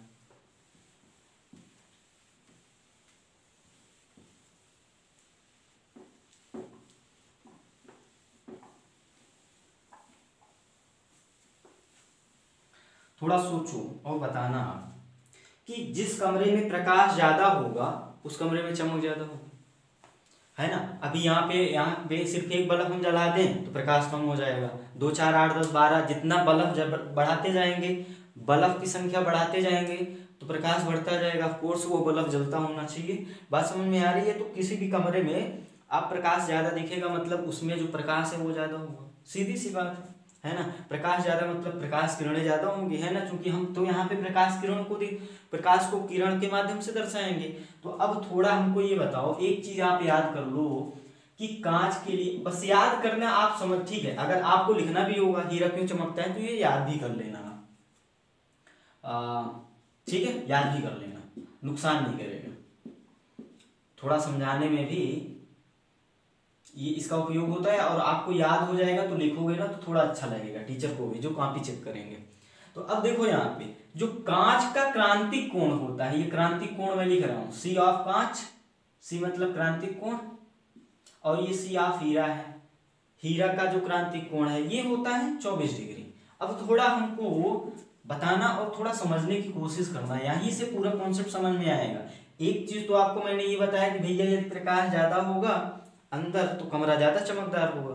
अब दूसरा बात थोड़ा यहाँ से समझना, हमको बस एक ही बात प्रूफ करनी है कि हीरे के अंदर प्रकाश ज्यादा होगा, मतलब आप जितना प्रकाश डालोगे, मान लो यहाँ पे हीरा रखा होगा तो प्रकाश जाएगा अंदर ज्यादा, निकलेगा कम, मतलब अंदर प्रकाश ज्यादा हो गया तो वो चमकदार दिखेगा। क्यों दिखेगा, अभी सीधे आप कॉमन सेंस से बोल सकते हो भैया कमरे में प्रकाश ज्यादा होगा तो वो चमकदार ज्यादा दिखेगा। तो हीरे में प्रकाश ज्यादा जाएगा लेकिन निकलेगा कम, मतलब अंदर रहेगा ज्यादा, इसलिए हीरा चमकेगा। अभी इसको हम यहाँ से आपको समझाएंगे, बात समझ में आ रही है। की पॉइंट वही है, आप सिंपल ये लिख के निकल सकते हो। अगर ये क्वेश्चन अति लघु में होगा 1 नंबर के लिए तो आप सीधा सीधा लिख दोगे। कैसा है देखो कि हीरे के लिए जो आपतित प्रकाश है वो जब निर्गत होता है, जब निकलता है तो उसकी संख्या बहुत कम होती है। मतलब प्रकाश तो बहुत ज्यादा जाता है, चारों दिशाओं से प्रकाश जाता है, लेकिन निकलता कुछ निश्चित दिशाओं से ही कम मात्रा में है। यही कारण है कि हीरा चमकता है। आप सिंपल इतना लिख दोगे, समझ रहे हो ना। प्रकाश ये जो हीरा है इसको इस हिसाब से काटते हैं, इसके कारीगर होते हैं, है ना, सभी तो काट नहीं सकते, वो अच्छे से ये इस क्रांतिक कोण को मेंटेन करते हुए अच्छे से काटते हैं ताकि प्रकाश घुसे ज्यादा। भाई अपवर्तक पृष्ठ होती है तो प्रकाश तो घुस जाएगा चारों दिशाओं से, लेकिन जो निकलने वाला प्रकाश है वो बहुत कम है। और अंदर क्या होगा, लगातार उसका पूर्ण आंतरिक परावर्तन होगा। ठीक है, अभी हम रे डायग्राम में देखेंगे, बात समझ में आ गई। तो रे डायग्राम को आपको समझाने के लिए मैं यहाँ पे 2 कंडीशन ले रहा हूं। एक कंडीशन ये है, ठीक है, 2 कंडीशन ले रहे हैं हम लोग। हीरा डायमंड है ना, आप देख लेना इंग्लिश। अब देखो यहाँ पे पहली कंडीशन में हमने हवा और ग्लास लिया, कांच लिया। अब ठीक है, थोड़ा समझना शुरू करते हैं। ये कोण हमने मान लिया 42 डिग्री। 42 डिग्री मानने का मतलब क्या है भैया, ये क्रांतिक कोण। अगर क्रांतिक कोण है तो प्रकाश किरण एकदम सट के जाएगी, अभी पीछे हम लोग पढ़ रहे हैं, है ना। अपवर्तन कोण होगा 90 अंश। अब थोड़ा बताओ, यदि हम ये बोले कि ये यहां से प्रकाश किरणें हम भेजना शुरू कर रहे हैं, ये है अभिलंब, एकदम सटी हुई एक प्रकाश किरण भेज दें, फिर एक प्रकाश किरण भेज दें, ऐसे ही प्रकाश किरण चलो 1-1 डिग्री पे या 2-2 डिग्री पे भेजें, 1-1 डिग्री पे भेज देते हैं। तो एक प्रकाश किरण 1 डिग्री पे, दूसरी 2 डिग्री पे, तीसरी 3 डिग्री पे, 4 डिग्री, 5, 6, 7, 42 डिग्री तक। तो 42 डिग्री वाली तो इस माध्यम में ये एकदम सटी होगी, लेकिन जो इससे पहले की प्रकाश किरणें होंगी उनका हो जाएगा अपवर्तन। ये अभिलंब से दूर जाएंगी, उनका क्या हो जाएगा? अपवर्तन। इतना बात समझ में आ रही है कि नहीं आ रही? भैया अपवर्तन क्या होगा? अगर ये जो कोण का 42 अंश, तो प्रकाश किरणें अपवर्तित होंगी, इस माध्यम में जाएंगी। बोलो अब क्योंकि देखो 42 अंश पे तो जस्ट क्रांतिक वाली स्थिति मिल रही है, मतलब इसके तल के एकदम समांतर जा रही है। अब 42 से कम वाली प्रत्येक स्थिति के लिए क्या होगा? प्रकाश किरण का अपवर्तन होगा। तो यदि आपतन कोण 42 अंश से कम होगा तो क्या होगा? अपवर्तन होगा। अपवर्तन होने का मतलब क्या है? प्रकाश किरण दूसरे माध्यम में पहुंच जाएगी। अपवर्तन का मतलब क्या है? प्रकाश किरण दूसरे माध्यम में पहुंच जाएगी, ग्लास से एयर में पहुंच जाएगी। अब थोड़ा बताओ हमको, यदि हम एक एक डिग्री पे प्रकाश किरण हर भेज रहे हैं, पहली प्रकाश किरण इस अभिलंब से 1 डिग्री पे, फिर 2 डिग्री पे, 3 डिग्री पे, तो 41 डिग्री तक वाली जो प्रकाश किरण होगी उसका अपवर्तन होगा। जो 41 डिग्री तक वाली होगी उसका होगा क्या? अपवर्तन। ये जो 42 डिग्री वाली है ये इसके सट के निकल जाएगी। और जैसे प्रकाश किरण हमने भेजा 43 डिग्री पे, क्योंकि हम एक एक डिग्री पे भेज रहे हैं, वास्तव में तो उससे भी कम भेज सकते हो आपको समझाने के लिए। जैसे ही 43 डिग्री वाली हम प्रकाश किरण भेजेंगे, अब ये तो था क्रांतिक कोण, क्रांतिक कोण से जैसे बढ़ाया तो हो जाएगा पूर्णांतरिक परावर्तन। मतलब 43 डिग्री जैसे कोण किया, अब अपवर्तन नहीं होगा, प्रकाश किरण उसी माध्यम में लौट जाएगी। इतना क्लियर हुआ? तो अब 43 डिग्री, 43 से लेके 90 तक, मान लो एकदम यहां 90 छोड़ो 89 तक, 90 तो एकदम सट जाएगी, 89 तक हम जीरो से 89 तक काम कर रहे हैं। 1 डिग्री से, है ना, 1 डिग्री पे भेजा, 2 डिग्री पे, 3 डेड 89 पे भेजा। तो अब देखो 42 से पहले वाली 41 किरणें जो हैं, 1 से लेके 41 तक जो प्रकाश किरणें हैं उनका अपवर्तन होगा। 42 वाली ये सट के जाएगी और 43 वाली प्रकाश किरण इसी माध्यम में आ जाएगी। और 43 से लेके 89 तक जितनी भी प्रकाश किरणें आप भेजोगे, 89 से कितना 43 तक घटाओ, कितना आया? ये 6 आया, ये 4 आया, मतलब 46 प्रकाश किरणें जो हैं इसी माध्यम में लौट जाएंगी। इतना समझ में आ रहा है आपको? हमने भैया 1 डिग्री पे एक प्रकाश किरण भेजा, दूसरे डिग्री पे दूसरी भेजा, वो डिग्री कहां से नाप रहे हैं? अभिलंब से नाप रहे हैं। तो 41 तक वाली प्रकाश किरणों का तो अपवर्तन हुआ, 42 वाली सेम इससे स्पर्श करती हुई निकल गई पृष्ठ से। और 42 से जैसे बढ़ाया 43 से लेकर 89 तक, 43 से लेकर 89 तक जो प्रकाश किरणें गई उनका पूर्णांतरिक परावर्तन हुआ, मतलब वो इसी माध्यम में आ गई। तो कितनी प्रकाश किरणें? 46 प्रकाश किरणें जो है, घटाया सही है, 46 प्रकाश किरणें जो है इस माध्यम में आ गई। मतलब अपने को कमरा, ये इस माध्यम का कमरा थोड़ा चमकदार दिखेगा क्योंकि 46 प्रकाश किरणें इस माध्यम में लौट आई हैं। इतना समझ में आया? ये ग्लास की स्थिति थी। हीरे की स्थिति पे आ जाए, आ जाओ। ये डायग्राम अभी बना लेना अच्छे से अपने को समझने के लिए। ये अपना डी लिख देते हैं, डायमंड है ना भाई, जगह कम है, चलो यहां लिखते हैं कहीं, ये हीरा है अपना। अब देखो एक प्रकाश किरण हमने ये भेजा और ये वाली स्थिति है 24 डिग्री। हीरे के लिए जो क्रांतिक कोण होता है 24 डिग्री होता है, याद रखना, फैक्ट है ये 42 होता है, ये भी याद रखना। अब हमको सेम यही कंडीशन हम यहाँ लगाने वाले हैं।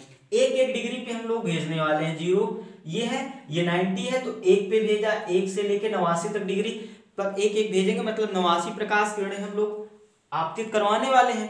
तो 1 से लेके 24 वाली तो ऐसे जाएगी, 1 से लेके 24 तक ऐसी जाएगी, सॉरी 24 वाली टोटल ऐसे जाएगी। लेकिन 1 से 23 तक प्रकाश किरणें उनका तो अपवर्तन हो जाएगा।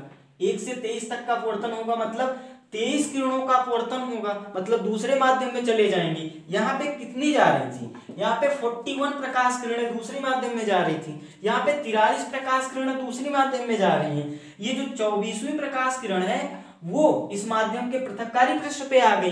हम 1 डिग्री पे 1 प्रकाश किरणें भेज रहे हैं। इतना बात समझ में आई? अब 24 से जैसे ही आपतन कोण हमने बढ़ाया, 24 से जैसे ही आपतन कोण बनाया, मतलब 25 डिग्री पे एक प्रकाश किरण भेजी। अब इसका हो जाएगा पूर्णांतरिक परावर्तन। क्योंकि अब पूर्णांतरिक परावर्तन की कंडीशन क्या होती है कि आपतन कोण का मान आप क्रांतिक कोण से बढ़ाते हो तो पूर्णांतरिक परावर्तन हो जाता है। तो 25, 26, 27 डैश डैश डैश डैश 89, तो 25 से लेकर 89 तक जितनी भी प्रकाश किरणें होंगी उनका हो जाएगा पूर्णांतरिक परावर्तन। तो 89 से लेकर 25 से 89 तक घटाओ, कितना मिला अपने को?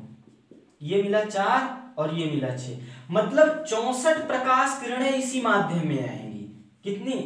64 प्रकाश किरणें इसी माध्यम में। यहाँ पे कितनी आ रही थी? 46 प्रकाश किरणों का यहाँ परावर्तन हो रहा था। मैं बस समझाने के लिए ये संख्या लिया हूं, है ना। और यहाँ पे 64 प्रकाश किरणों का परावर्तन, पूर्णांतरिक परावर्तन, जबकि 23 का हो रहा है अपवर्तन। यहाँ हो रहा था अपवर्तन, ज्यादा हो रहा था। प्रकाश उसी कमरे में कम लौट रहा था, यहाँ पर प्रकाश उसी कमरे में ज्यादा लौट रहा है। हम भेज रहे हैं 89 प्रकाश किरणें, 89 प्रकाश किरणें, 89 प्रकाश किरणें, दोनों ही स्थितियों में हम 89 प्रकाश किरणें भेज रहे हैं। 41 का, कांच की स्थिति में 41 का अपवर्तन होता है, बाकी 46 प्रकाश किरणें उसी माध्यम में लौट रही हैं। और यहां पर 64 प्रकाश किरणें उसी माध्यम में लौट रही हैं, पूर्णांतरिक परावर्तन हो रहा है। तो जैसे हीरे पे प्रकाश घुसा, मान लो 89 प्रकाश किरणें हीरे में घुसी, सिर्फ निकलेंगी 23। वही हमने कहा था, प्रकाश घुसेगा ज्यादा, निकलेगा कम। प्रकाश घुसा ज्यादा, 89 प्रकाश किरणें घुसी हैं, और निकली कितनी? सिर्फ 23। तो जो 64 प्रकाश किरणें बची उनका हो गया पूर्णांतरिक परावर्तन। पूर्णांतरिक परावर्तन का मतलब क्या है? अब वो हीरे के अंदर ही हैं, एक पृष्ठ से दूसरे पृष्ठ, दूसरे से तीसरे, ऐसे टकराती रहेंगी और उनका परावर्तन होता रहेगा, पूर्णांतरिक परावर्तन होता रहेगा, और अंदर प्रकाश रहेगा तो हीरा चमकता रहेगा। कॉन्सेप्ट समझ में आया आपको? लिख लो, जैसे भी चाहो आप इसको लिख लो और समझ लो। बात समझ में आई? अभी हम हीरा बना के आपको दिखा भी देते हैं, क्योंकि आप जब बोर्ड में लिखोगे तो ये चीजें तो लिखोगे नहीं। जब आप बोर्ड में लिखोगे टीचर को समझाने के लिए तो ये चीजें नहीं लिखोगे आप, है ना। ये चीज मैंने आपको समझाने के लिए ये बताई है। क्यों? क्योंकि मैं ये कह रहा था कि भैया हीरे में प्रकाश जाता तो ज्यादा है, निकलता कम है। यहां से प्रूव किया हमने हीरे और ग्लास का उदाहरण लेके। ठीक है, आ जाते हैं। अब आप इन डायग्राम को पेपर में नहीं बनाओगे, ये डायग्राम तो आपके समझने के लिए है। अब हम पेपर के लिए डायग्राम बनाएंगे, आपकी बोर्ड पेपर के लिए। वहां पे हीरा बनाएंगे, क्योंकि हीरे की बात कर रहा है तो हीरा बनाते हैं। तो हीरा चमकता क्यों है? सिंपल सी बात है भैया, प्रकाश जाता ज्यादा है, निकलता कम है, और अंदर होता है पूर्णांतरिक परावर्तन, इसलिए चमकता है ना। कमरे में ज्यादा प्रकाश रहेगा तो जगमग जगमग करता रहेगा। लाइट बुझा दोगे समझ रहे हो, अंधेरा हो जाएगा। चलो हीरा बनाते हैं। अभी हीरा बनेगा कैसे थोड़ा समझ लेना। आपको हीरा समझ में, मेरा डायग्राम ना भी आया तो समझ लेना हीरा है ना। मैंने कोशिश की है कि थोड़ा अच्छा हीरा बना दें आपको। ये हीरा हमने बना दिया।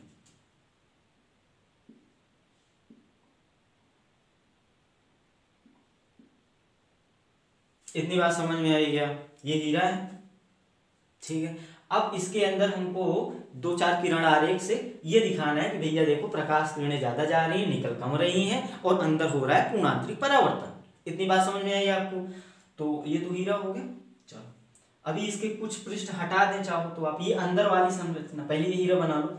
बना लिया? क्योंकि मैं आपको समझाऊंगा किरण आरेख, तो इसमें एकदम साफ सुथरा रहे, इसलिए जो ये वाला पार्ट है हम हटा देते हैं, है ना। आप इसको भी हीरा ही मानना, ये जो डायग्राम है इस स्ट्रक्चर को भी आप हीरा ही समझो, है ना। ये अब हम आपको क्या दिखाएंगे? किरण आरेख। चलो शुरू करते हैं। मान लो यहां से प्रकाश किरण घुसा, एक प्रकाश किरण हम लेके देख लेते हैं, ठीक है। हीरा है तो 24 डिग्री है इसका क्या क्रांतिक कोण। अब यहाँ पे ये प्रकाश किरण घुसी, इसका होगा अपवर्तन। यहाँ पे वायु में रखा है ये हीरा वायु में रखा है, मतलब विरल से सघन में जा रहे हो, अब लंब की ओर झुकेगा। इसको सीधा जाना चाहिए था, लेकिन ये सीधा नहीं जाएगा। अब देखो हीरा अंदर, उसके पूरे पदार्थ का अपवर्तनांक तो सेम ही होगा, है ना, लगभग 2 होता है, सेम ही होता है। तो ये सीधा इसको ऐसे जाना चाहिए था, लेकिन ये ऐसे नहीं जाएगी, इस पृष्ठ पे ऐसे पड़े। बोलो अब इस पृष्ठ से अब ये पृष्ठ अलग हो गया, दूसरा माध्यम। अब यहाँ पर ये वाली आपतित किरण माने तो ये परावर्तित हो जानी, सॉरी अपवर्तित हो जानी चाहिए थी इस माध्यम में, लेकिन ये अपवर्तित नहीं होगी। क्यों? क्योंकि देखो अपवर्तित ये जो कोण है, अभी हमने यहाँ पे क्या देखा था, अपवर्तित होगी 24 से कम वाली। अपवर्तित प्रकाश किरणें मतलब बाहर निकलने वाली प्रकाश किरणें क्या होंगी, जब कोण 24 डिग्री से कम होगा। कोण 24 डिग्री से कम होगा, ध्यान रखना इसको, कोण 24 डिग्री से कम होगा। कौन सा कोण? आपतन कोण 24 डिग्री से कम होगा। कोण 24 डिग्री से कम होगा, आपतन कोण, तब प्रकाश किरणें बाहर निकलेंगी, मतलब अपवर्तन होगा। और अगर ये जो आपतन कोण अंदर बन रहा है हर स्थिति में लिए है ना, अब यहाँ आपतन कोण ये है, यहाँ ये है, अभी ये फिर परावर्तित होगी तो फिर आपतन कोण हम देखेंगे। तो ये जो आपतन कोण है ना भैया, ये 24 से जैसे बड़ा होगा, 24 से जैसे ही बड़ा हो जाएगा आपतन कोण, आपतन कोण 24 से जैसे बड़ा होगा तो TIR हो जाएगा, है ना, पूर्ण आंतरिक परावर्तन हो जाएगा। तो मतलब क्या है, ये क्रांतिक कोण 24 से बड़ा होगा, ये हो जाएगा इसका। तो मैंने आपको क्या बताया था कि हीरो को इस प्रकार काटा जाता है कारीगर के द्वारा कि जो क्रांतिक कोण है, क्रांतिक कोण जो 24 डिग्री है, वो जब प्रकाश अंदर पृष्ठों पे पड़े तो ये जो आपतन कोण बन रहा है ना, ज्यादातर स्थितियों में जो आपतन कोण है वो 24 अंश से बड़ा हो। किस प्रकार काटा जाता है? ज्यादातर स्थितियों में जो आपतन कोण मिल रहे हैं वो 24 अंश से बड़े हों। क्योंकि 24 अंश से बड़े होंगे तो होगा पूर्ण आंतरिक परावर्तन, अंदर ही प्रकाश लौटेगा, अपवर्तन होगा ही नहीं। इतनी बात समझ में आई आपको? बस इसके लिए ये अभिलंब हो जाएगा। अब मान लो यहाँ प्रकाश किरण, फिर से इसको पूर्ण आंतरिक परावर्तन करवा दो। अब यहाँ के लिए ये विलंब हो जाएगा। अब ये दिख रहा होगा कोण थोड़ा थोड़ा थोड़ा थोड़ा घटता जा रहा है, देखो ये 24 के बड़ा आसपास दिख रहा होगा, बड़ा आसपास दिख रहा होगा।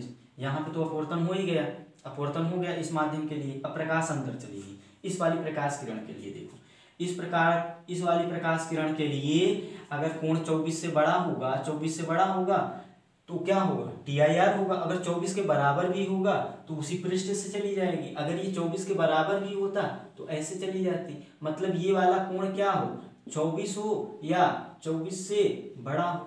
इतनी बात समझ में आ रही है आपको? ये वाला कोण जो है 24 से बड़ा हो या 24 के बराबर हो। अगर 24 के बराबर होगा तो ये वाली प्रकाश किरण मिलेगी, तब भी हीरे में ही तो है, उसका पृष्ठ चमकता दिखेगा। और अगर 24 से बड़ा हो जाएगा, 24 से बड़ा हो जाएगा तो TIR पूर्ण आंतरिक परावर्तन हो जाएगा, तो प्रकाश उसी माध्यम में लौट जाएगा। ये वाले प्रकाश यहाँ दिखा, फिर चमका, यहाँ दिखा, जहां जहां प्रकाश किरण दिखेगी चमक दिखेगी अपने को। समझ में आ रही है बात?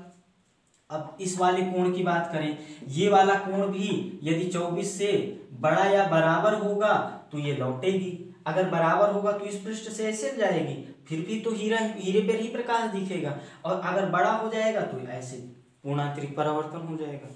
अब देखो 2-3 बार एक प्रकाश किरण गई, 2-3 बार अंदर चमकेगी। अंदर चमकेगी का मतलब अंदर पूर्णांतरिक परावर्तन होगा। उसके बाद ये कोण घटते घटते, देखो डायग्राम से आपको लग रहा होगा कोण अब थोड़ा कोण घट रहा है। अभी ये था, इससे घटा, अब घटा, तो धीरे धीरे धीरे धीरे उसका कोण जो है आपतन कोण घटता जाता है। किससे?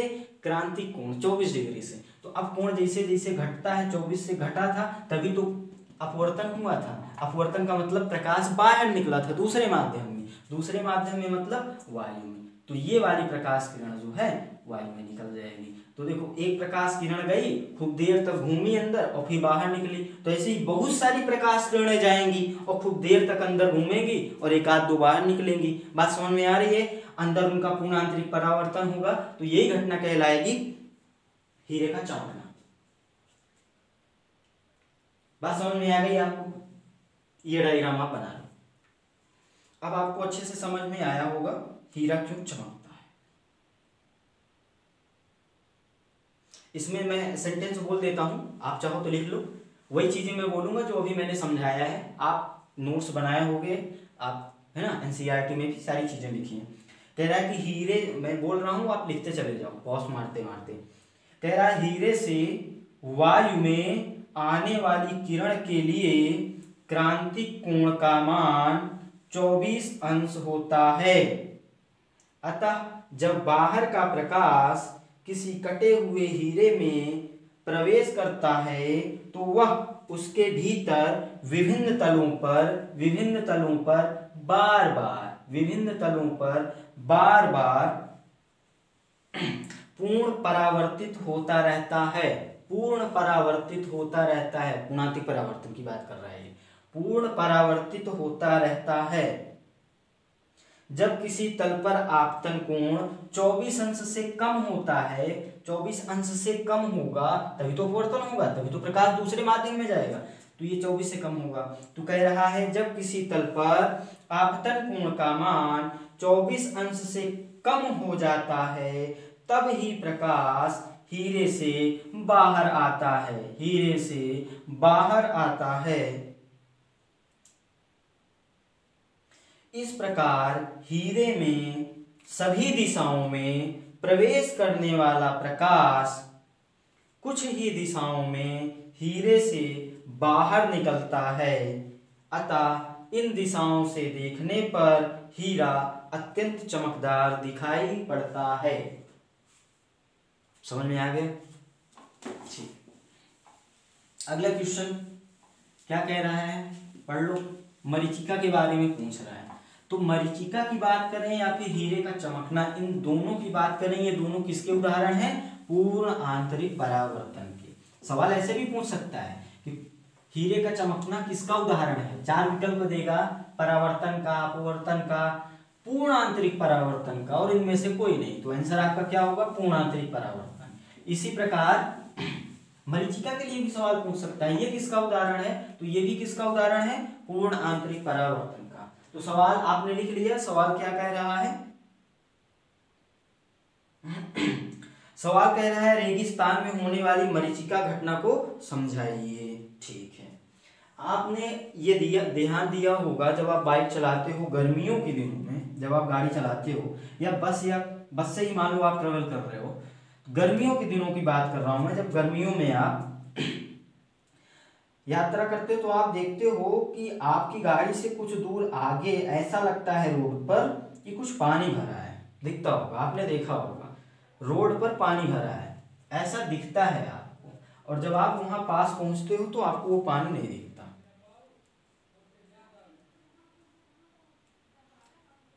बात समझ में आ रही है? तो ये घटना होती कैसे है? यही पूरा कारण है।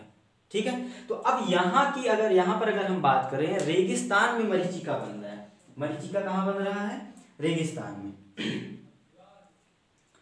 तो पहले मैं बोल देता हूँ, लिख लो जल्दी, फिर समझा देता हूँ।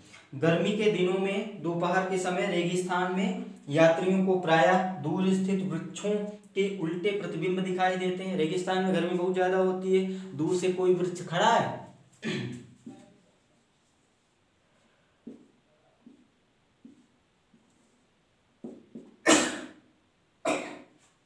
यहाँ कोई वृक्ष नहीं है, दूर है, गर्मी है, राजस्थान की बात कर रहा है, रेगिस्तान की बात कर रहा है।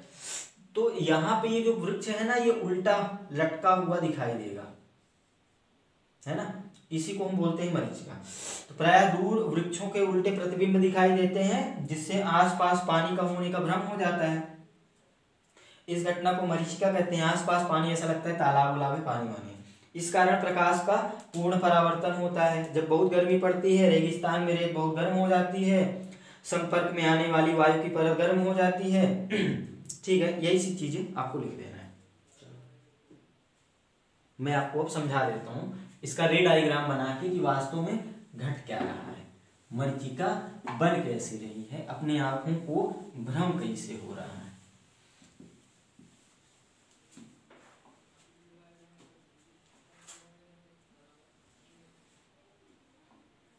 है ना। सही है, आ जाएगा इतने में। चलो, ये आदमी है ना, रेगिस्तान में अपनी ऊंट चरा रहा है। अभी रेगिस्तान में ऊंट कैसे चलेगी, छोड़ो, मुझको नहीं पता। ये रेगिस्तान में है और ये देख रहा है, एक इसको पेड़ दिखा रेगिस्तान में, ठीक है, लेकिन अब ये पेड़ इसको उल्टा दिख रहा है, पेड़ उल्टा दिख रहा है, मतलब यहाँ पे कुछ पानी पानी दिख रहा है, तालाब जैसा दिख रहा है। यही घटना क्या है, मरीचिका। तो वास्तव में होता क्या है, अभी हम जब अपवर्तनांक पढ़ रहे थे, याद करो मैंने कहा भी था कि मरीचिका में आगे थोड़ा और बात करेंगे उस पर। आपने पढ़ा था 1/sin से, और फिर क्रांतिक कोण की निर्भरता। तो क्रांतिक कोण की निर्भरता में एक शब्द आया था ताप। ताप क्यों आया था, क्योंकि ताप जो है अपवर्तनांक पे भी निर्भर करता है, मतलब अपवर्तनांक ताप पे निर्भर करता है, तो क्रांतिक कोण भी ताप पर निर्भर करेगा। अब इस कॉन्सेप्ट का यहाँ पर यूज लेते हैं। आपको पता है कि ये रेगिस्तान की बात कर रहे हैं, मतलब रेगिस्तान में गर्मी होगी।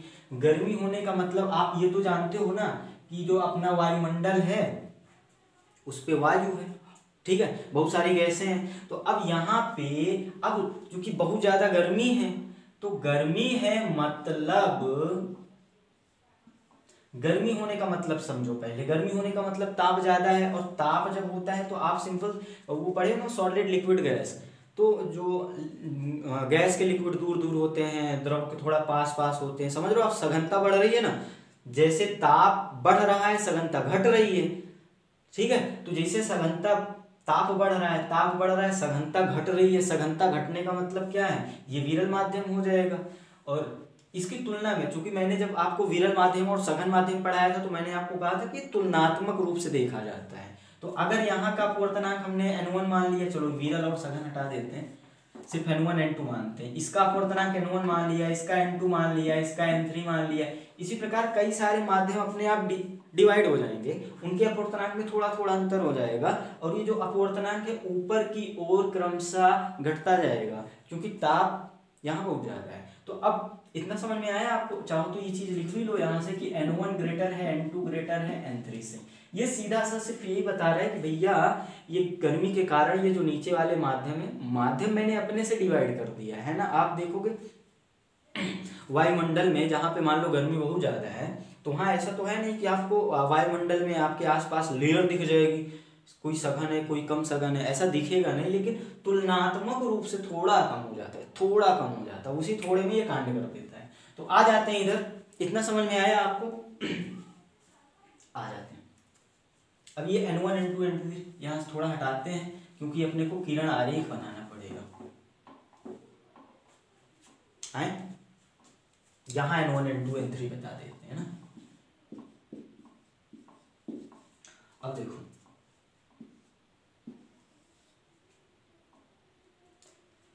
कोई भी वस्तु हमको दिखाई कब देती है, सबसे पहले हमने यही बात किया था कि उस वस्तु से प्रकाश जाए और व्यक्ति की आंख पे पड़े। तो ये पेड़ हम उस व्यक्ति को क्यों दिखाई देता, सोचो, ये पेड़ व्यक्ति को तभी दिखाई देता जब इस पेड़ से कोई प्रकाश किरण निकलती और व्यक्ति की आंख पे पड़ती, तो ये पेड़ इस व्यक्ति को दिखाई देता। कहीं सूरज होगा, उससे इस पेड़ पे प्रकाश पड़ रहा होगा और परावर्तन होने के बाद उसकी आंख पे पड़ रहा होगा, तो ये पेड़ दिखाई दे रहा होगा। इतनी बात समझ में। तो यहां से एक प्रकाश किरण हम निकालें, ये प्रकाश किरण चल पड़ी, प्रकाश किरण ये इसके आंख पे पड़ेगी भैया, तभी दिखाई देगा, सीधा सा कॉन्सेप्ट है। अब हम ये जानते हैं कि ऊपर वाला माध्यम नीचे की तुलना में सघन ही होगा। सघन होने का मतलब देखो, इसको जाना चाहिए था इससा, लेकिन ये अविलंब से दूर हट जाएगी। समझ में आई बात। फिर ये यहाँ पे पड़ी। अभी इसका डायग्राम जब आप पेपर में डायग्राम बनाओगे तो कहाँ से शुरू करोगे फिर मैं बताऊंगा आपको, है ना, नहीं आप गलती कर दोगे रे डायग्राम में, क्योंकि मेरे पास तो ये कपड़ा है, मैं कौन सा देता हूँ, है ना, आप कॉपी में तो फिर गड़बड़ी कर दोगे। तो अब देखो इस प्रकाश किरण को इसे जाना चाहिए था, लेकिन ये फिर से अभिलंब से दूर हटेगी। अभिलंब से ये दूर बार बार काहे हट रही है यार, क्यों, क्योंकि ये सघन से विरल है, सघन से विरल है, ठीक है। अभी व्यक्ति को हम शिफ्ट कर देंगे, टेंशन ना, व्यक्ति की आंख पे प्रकाश बढ़वाएंगे। ये तो एक माध्यम और बना दिया हमने, n1 इसको मान लिया, इसको n2 मान लिया।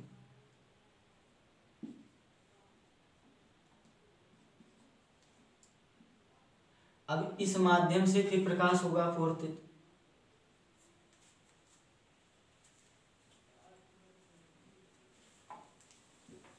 वही हमने कहा है ना कि अभी हम आपको बताएंगे एक जगह कैसे बनाना है ताकि आप गलती ना करो। व्यक्ति को अभी छोड़ो, हम व्यक्ति की आंख पे सीधा प्रकाश भेजेंगे, उसके बाद व्यक्ति बनाएंगे। अब देखो यहाँ पे आपको ये लग रहा होगा कि ये प्रकाश किरण जो ऐसे चली थी, इसको सीधा ऐसे जाना चाहिए था, बोलो, लेकिन ये प्रकाश किरण मुड़ रही है, इतना तो लग पता चल गया, ये प्रकाश किरण इससे मुड़ रही है। तो वास्तव में इसका ये बहुत सारे पृष्ठ होंगे यहाँ पे छोटे छोटे अपूर्णांक के लिए, n1 n2 n3 n1 n2 n3 n4 n5 n6, और ये सारे ग्रेटर ऑर्डर में है, ऊपर जाके अपवर्तनांक बढ़ रहा है। तो आपको ये दिख रहा होगा कि हर पृष्ठ पे अपवर्तन होगा, और अपवर्तन होके ये प्रकाश किरण ऐसे ऊपर की ओर मुड़ रही है, ये दिख रहा है ना आपको, ये ऊपर की ओर मुड़ रही है। प्रकाश को जाना चाहिए था ऐसे, सीधी रेखा में चलता है प्रकाश, लेकिन प्रकाश ऐसे मुड़ रहा है, तो ऐसे मुड़ते मुड़ते मुड़ते मुड़ते ऐसे कुछ मुड़ जाएगा। तो यहाँ पर हम व्यक्ति की आंख कर देते हैं।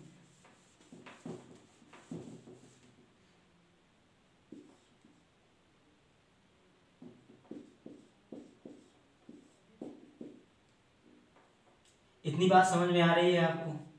ये n1 n2 n3 n4 5 6 7 सब समझ गया, बात समझ में आ रही है? सिर्फ हमने दो माध्यम के लिए किरण आरेख आपको बताया, ये देखो ऐसे जाना था लेकिन ऐसे मुड़ी, फिर ऐसे मुड़ी, लेकिन अब अपवर्तनांक तो घट ही रहा है, मतलब अभिलंब से दूर जाती हुई ऊपर उठती जाएगी प्रकाश किरण। तो वास्तव में अगर इस व्यक्ति को थोड़ा ध्यान से देखो तो इस व्यक्ति की आंख में ऐसे प्रकाश पड़ते पड़ते ऊपर हो जाएगा। तो इस व्यक्ति की आंख पे प्रकाश तो कुछ इस डायरेक्शन से दिखेगा ना आता, ये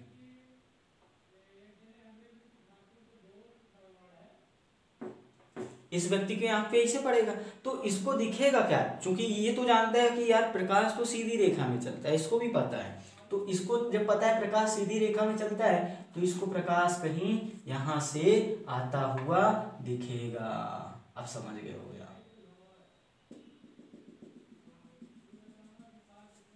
बात समझ में आई? तो प्रकाश तो वास्तव में यहां से चल रहा है, लेकिन चूंकि माध्यम गर्म है तो ऊपर से नीचे आने पे उसका अपवर्तनांक घटता जा रहा है, जिसके कारण प्रकाश किरण अभिलंब से दूर हट रही है, अभिलंब से दूर हट रही है, जिसके कारण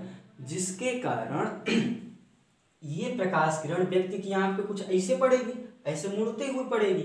अब ये प्रकाश किरण इस व्यक्ति को यहां से आती हुई दिखेगी, तो इस व्यक्ति को लगेगा कि ये वाली जो प्रकाश किरण इसकी आंख पे आ रही है ये यहां से आती हुई दिखेगी। और आप जानते हो कि प्रकाश किरण जहां से आता दिखेगा या आएगा, वही प्रकाश किरण वही प्रतिबिंब बनेगा।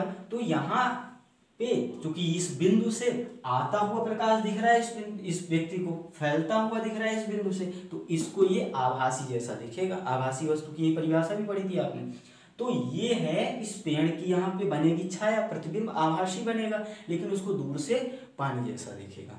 ये घटना है मरीचिका। ये डायग्राम आप बना लो, अच्छे से बनाना।